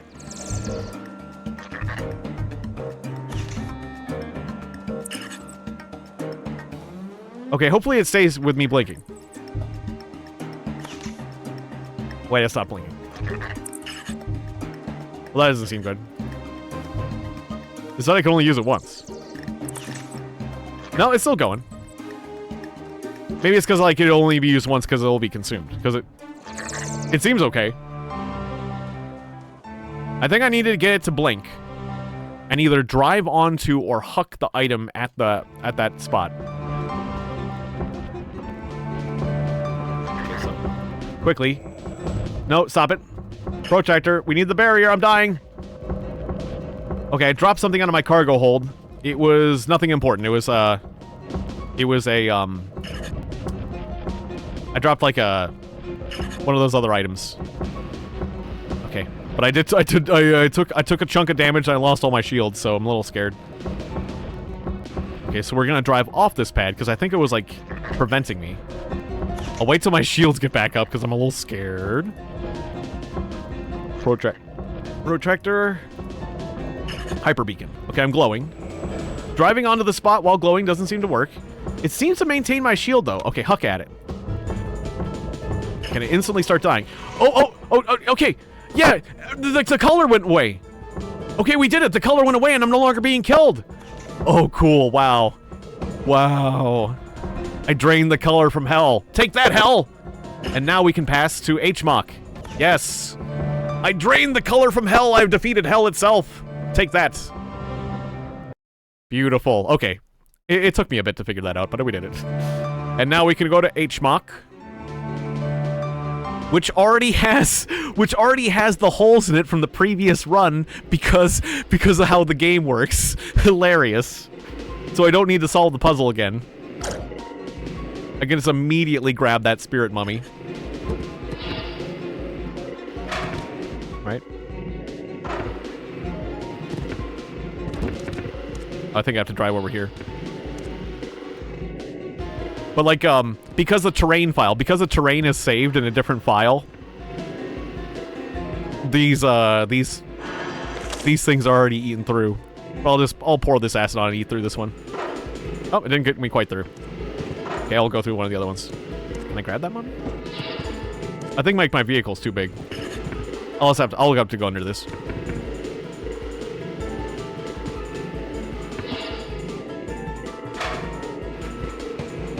Anyways, this is one of the last human planets where they left a mummy. They left a mummy behind on this human planet. Yeah, let me get through here. So this game has like a layering thing where I'm under a layer and underground, but my vehicle's very big, so it's very unwieldy. It's hard to squeeze through a lot of holes and stuff, but I can do it. I just gotta keep pushing forward and it kind of digs through the ground. Come on.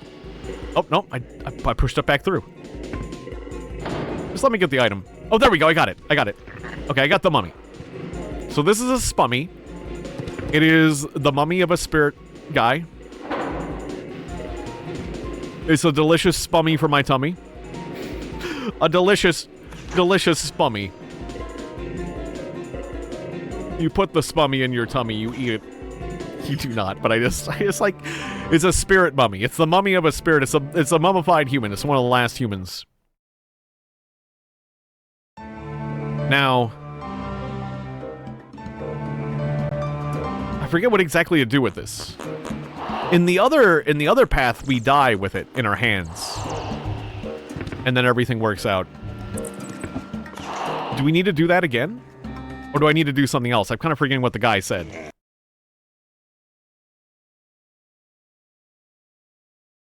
Spummy. Oh, weird. That guy just says to get out of here.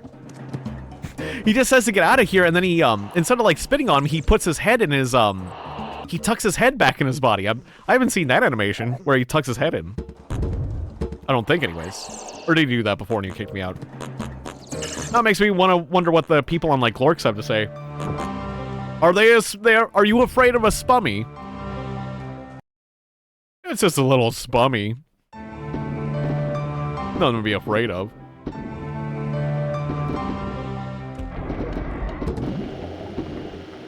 But I think what I need to do is just get myself killed with this thing. Wait, can I use it? Yeah, no, I can't use it. I think what you need to do is just die with it in your hands. And, you get resurrected. But it's like you gotta get rid of the last human. Although, I think that was the solution for the other path. I'm forgetting what the other guy said, the spirit guy said about the task. Maybe I need to bring the spummy back to the guy in Zyplo, though, because he said I needed to come back. Before I do anything stupid, I'm gonna bring the spummy back to the guy and see what he says. What is wrong with my glorious heroes? They are frozen, looking at the ceiling. What about the competitors, the feats? It's sabotage. I know where the evil's coming from. The Chomper. My tame beebs have panicked. Hey, you damn wheeler, I fear nothing. I have the metal of fearlessness and inflexibility. I personally destroy the toxic that we confiscate. I tie you up in knots with this Chomper. You stomped our competition of Valorans. What else are you going to ruin? Get out while you still can. Oh, and then he slaps me with he slapped me with his weight. He called it a Chomper. So even he's afraid of the spummy, even though he's saying, like, I'm so brave, I got the metal of fearlessness. But no, he was afraid. Everybody's afraid of a spummy. I think I need to go back to Zyplo. I think I need to go back to Zyplo and talk to the guy. Of course, normally I can't get back in the pyramid without the protractor and Spobson. That's what he was saying.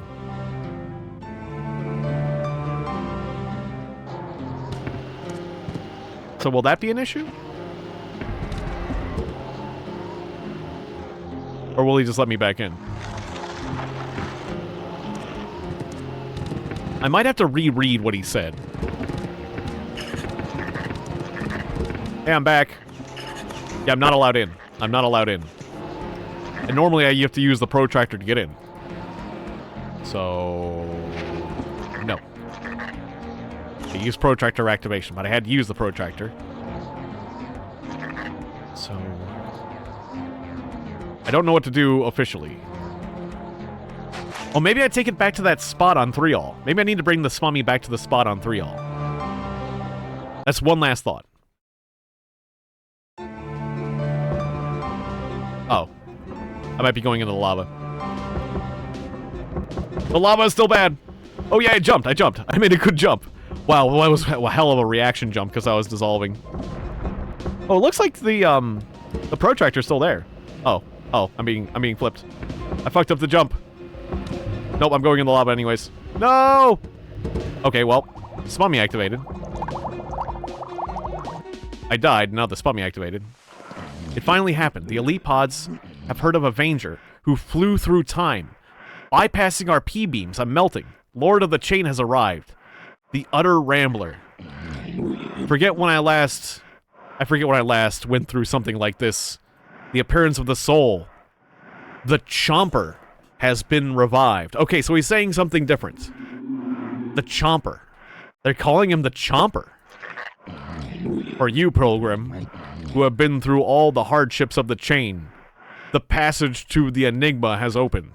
In the center of Fostral it lies all alone, unknown to the rest of you. Explore the mystery that dwells behind it. Farewell, Vanger from Legends. We won't meet again, as your way goes into infinity, and there's no way back for any of you. You are the most elaborate in the chain, and have been selected for the ultimate report. Don't forget your friends, the Shia-Leapods, and forgive us for what you've been through. You are now different. Go. I got goosebumps. I've got goosebumps. This has been such a long time coming. And now we get to drive out of here. I'll drive out of here in an Iron Shadow. I'm gonna buy a new car. Because my old car was taken from me. We'll drive out of here in an Iron Shadow. In style. Yeah.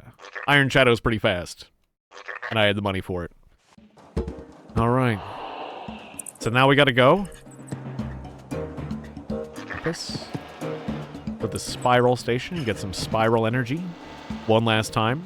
The Iron Shadow's a pretty fast car. A little tipsy, though. A little tipsy of a car, but pretty fast. Kind of a nice way to end everything. One last drive on Planet Fostral. Wow. We've done it. This is gonna be the end. I have no idea how I'm gonna get the third ending, or if it even exists, so... This might be it for Vangers for a while. Because I'm gonna have to investigate. You should have done it funny and gotten a fartmobile. That's the thing, is they put you in a fartmobile. I was worried I would get killed out there. Although the fartmobile is really jumpy. But yeah, anytime you're set back to 0, you're reset to a fartmobile. The great thing about the fartmobile is it can jump like crazy. It has like tons of jump energy, but it's kind of hard to drive. Like it's really tipsy. It's really tipsy. But it would have been a fun way to end it. The problem is with that little Rafa, the little fartmobile, is that, well, the Rafa's a way to refer to any of the small vehicles, but like, the problem with them is that they just die so easily. Like, even just like one of these little plants could kill me. Damn near. I would be living in constant fear of all the other Vangers. I mean, I probably could have handled it. It wouldn't have been that hard. And then I could have done some farting at the end.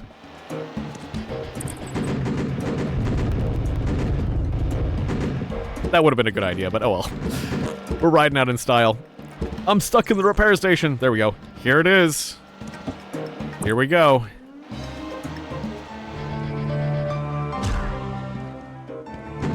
Close this document now.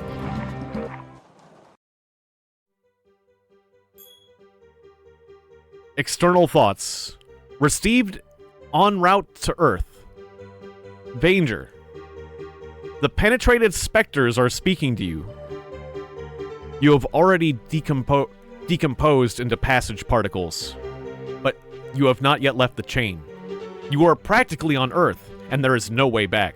I'm going to Earth, you guys! You are practically on Earth. Oh yeah, and there's no way back.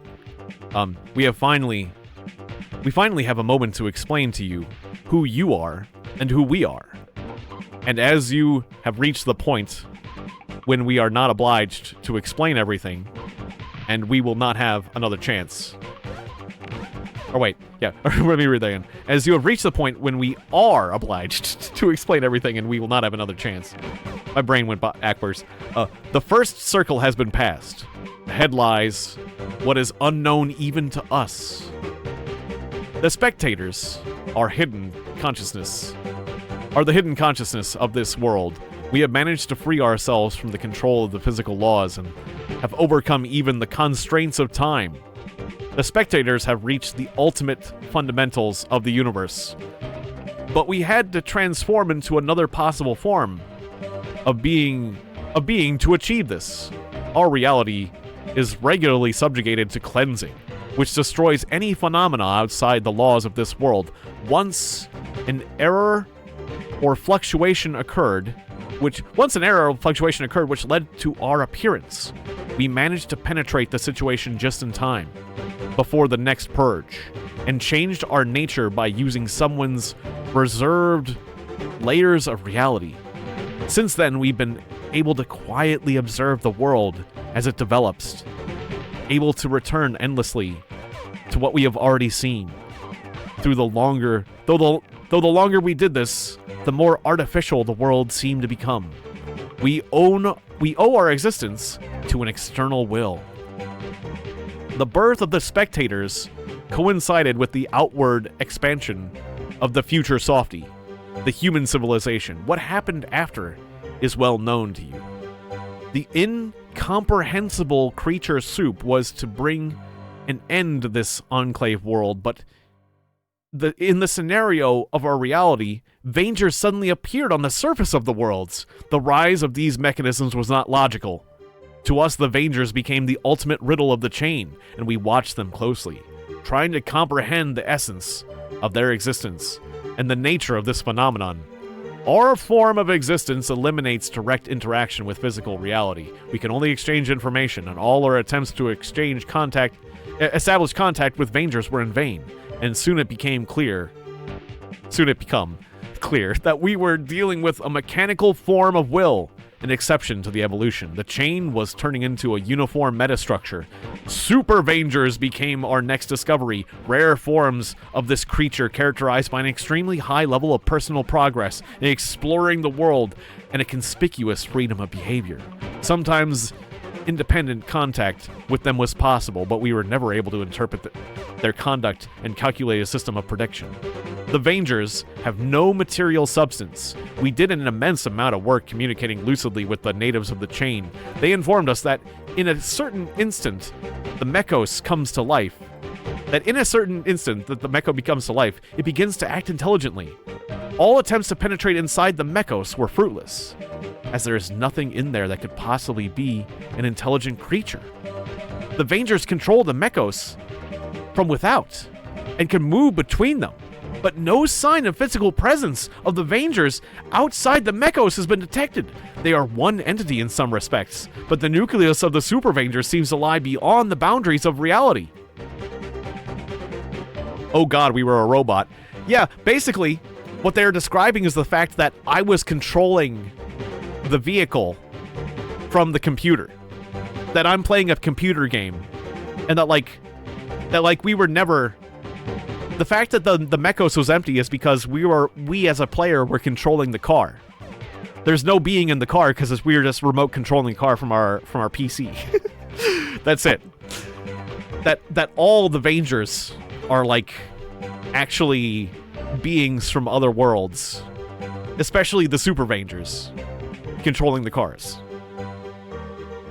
However, the spectators managed to find a way to implant their own forms of autonomous wills into the Mechos, and at that point we had the chance to launch our own Vangers. This project was initiated at the lowermost stratum of the universe, as the Vangers are not a normal part of this reality, so we started our experiments. Or, like, all Vangers are outside reality, but I'm an outside reality that's been implanted from Earth from a PC game. This process was initiated at the lowermost stratum of the universe, as the Vangers were not a normal part of this reality. We started experiments. I made a reread. Okay. Our artificially created Vangers have proved practically inviable in the Univang. Oh, they mentioned Univang in the other ending. So the two endings are linked. Though our experiments are still in progress, later, however, another way was found.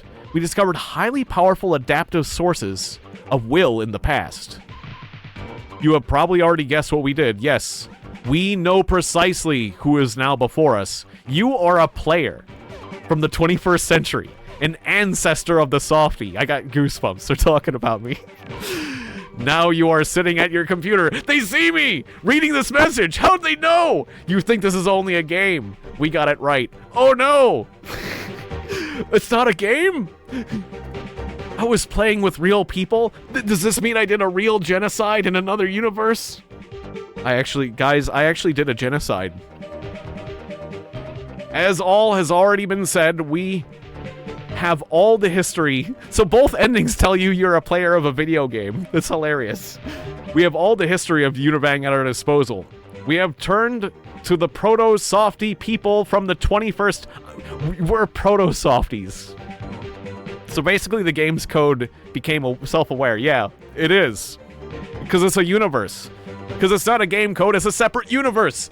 Vangers is a portal to a separate universe. And everyone who plays Vangers, you need to be careful. You're dealing with separate universes, separate chains, every single one. It's like if you play The Sims and you kill The Sims, you're actually a murderer. You're actually a murderer. What if The Sims was actually real people in another universe, and when you kill a Sim, you're actually a real murderer? Did you know that? Did you know that when you kill someone in Vangers, you actually kill someone in another universe? That'd be rough. That'd be rough if that was actually true. I would feel really, really bad if somebody told me, yeah, actually, the stuff you did in video games was actually happening to things. I really, really hope that's not true, ever. Oh, anyways. So you guys aren't, we're not softies. You guys aren't softies. You all, everybody in chat, you are a proto-softie. We are proto-softy people from the 21st century. As the latter softy know too much about what happened. Interactive digital miniatures of human computer games prove to be the most useful method of intercepting streams of your consciousness. Oh, we've been intercepted! My consciousness! 9 years prior to the opening of the first passage, we ensured the invention and broad distribution of a new computer game. And in this way, the future became bound to the past. We needed strong, stable, lengthy signals from some of the people. The game opened up a channel which allowed the player's mind to take direct control of a real Vanger unit. Your mind, human. It took some time for the Vanger's memory to duplicate all the principal matrices of its host at will and intelligence, but now your clone exists and is ready to act independently as you will come to the end of the game. After this session, you will go on leading a regular life and may one day become a softie. I don't think I can live a regular life. I don't think you know me. I never was leading a regular life, nor will I be able to after this game. Come on. Come on now. What have you done to me?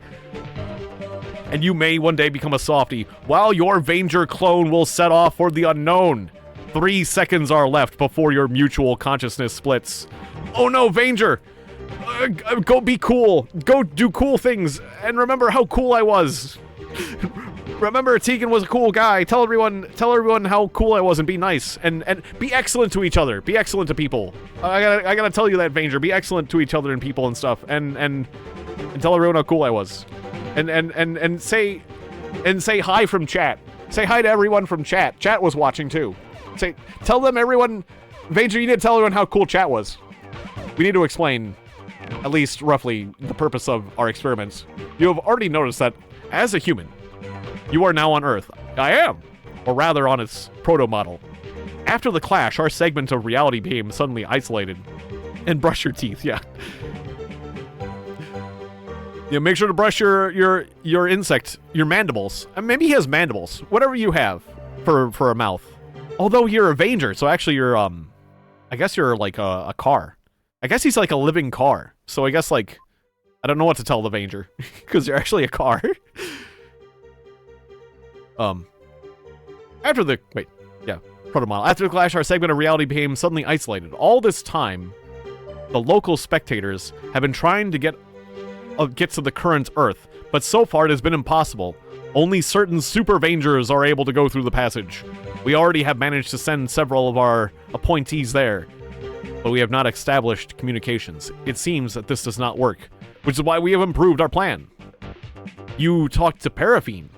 our resident machine in the chain. He was a machine. It was created through the efforts of subordinate BIOS to communicate with active Vangers. You followed its order to place a singular transmitter at a point of anomaly in our reality, 3-all. This is our attempt to reach beyond the limits of our world. We cannot tell you more, as our hypothesis is beyond your comprehension. Know that you did everything right. Your attempt to get through to Earth when this transmitter is active will probably be successful. Human, your Vanger has begun moving independently. It has made its transition, and its further destiny is unknown. Farewell. So now there's a car. There's a car driving around on Earth. And hopefully he'll be a cool guy. We raised him well, didn't we? We all together raised a car. And we really hope that this car, in this separate, like, future Earth, it just drives around and it is just a nice guy to people. You know, like, maybe that car on Earth will, like, find a little orphan child and pick them up and let them ride around and give people free rides and all sorts of cool stuff. And we'll only run over bad people. And we'll only run over and shoot really bad people.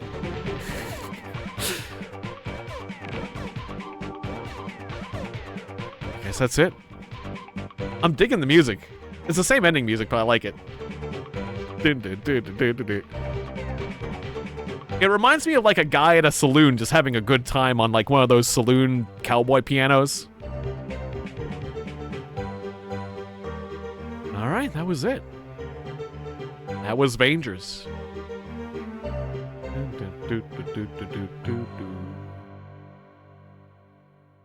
Wow.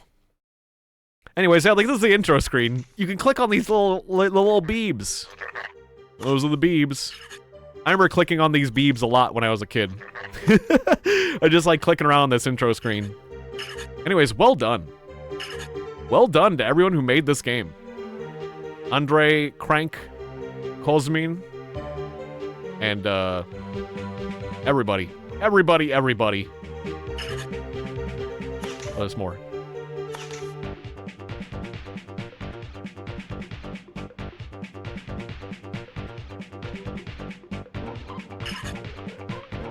Yeah, everything looks spray painted. It's great.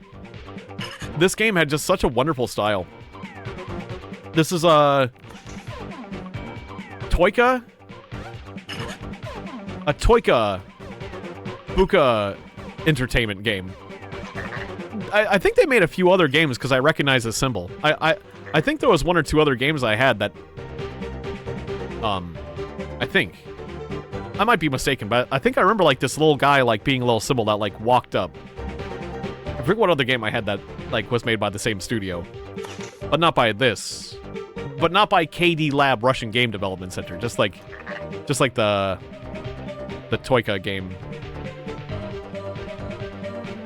And yeah, like, and this is like the Steam community is continuing to, maintain this game.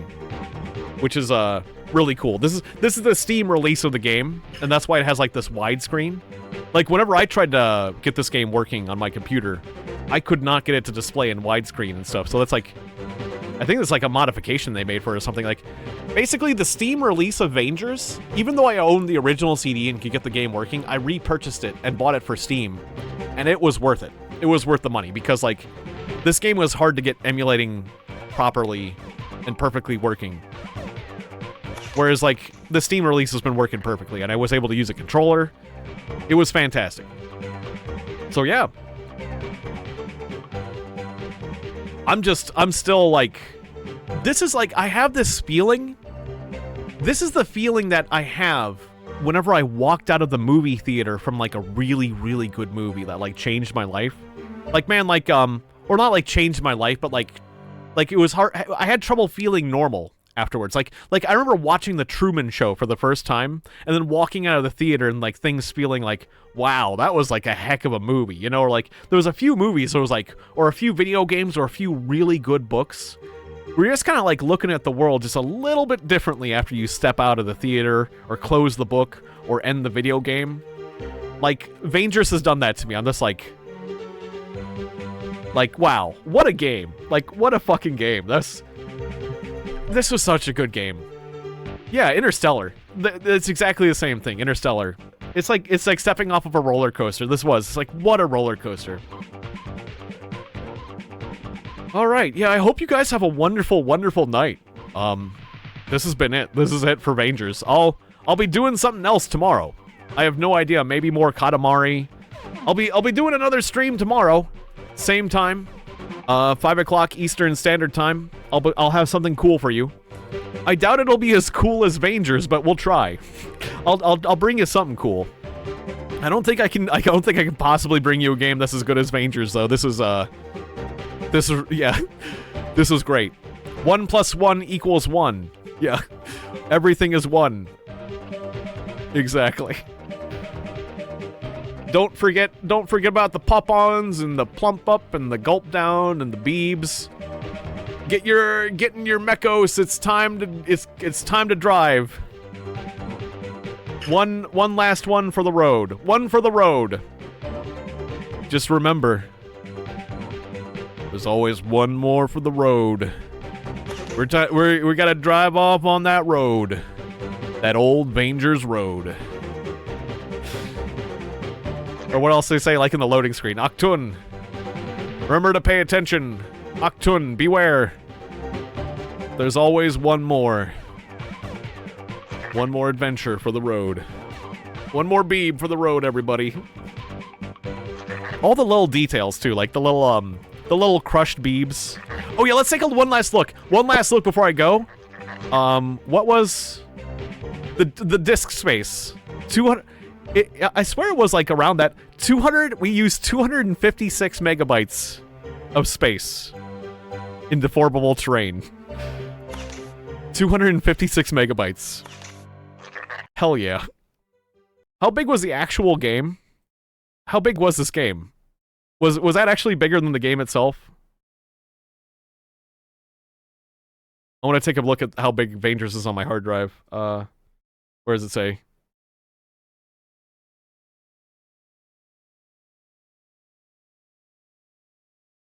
I remember there was a way you could look at the hard drive space of a thing. Where was it? I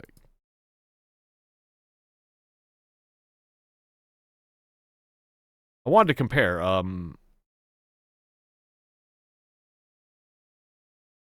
But I'm forgetting it.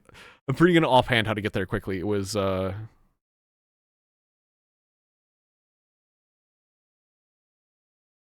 not.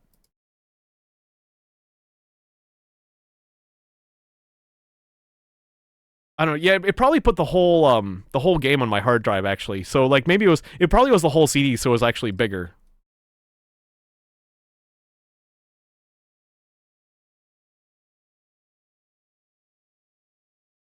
Oh yeah, it says that it's 443 megabytes, so the game is actually pretty big.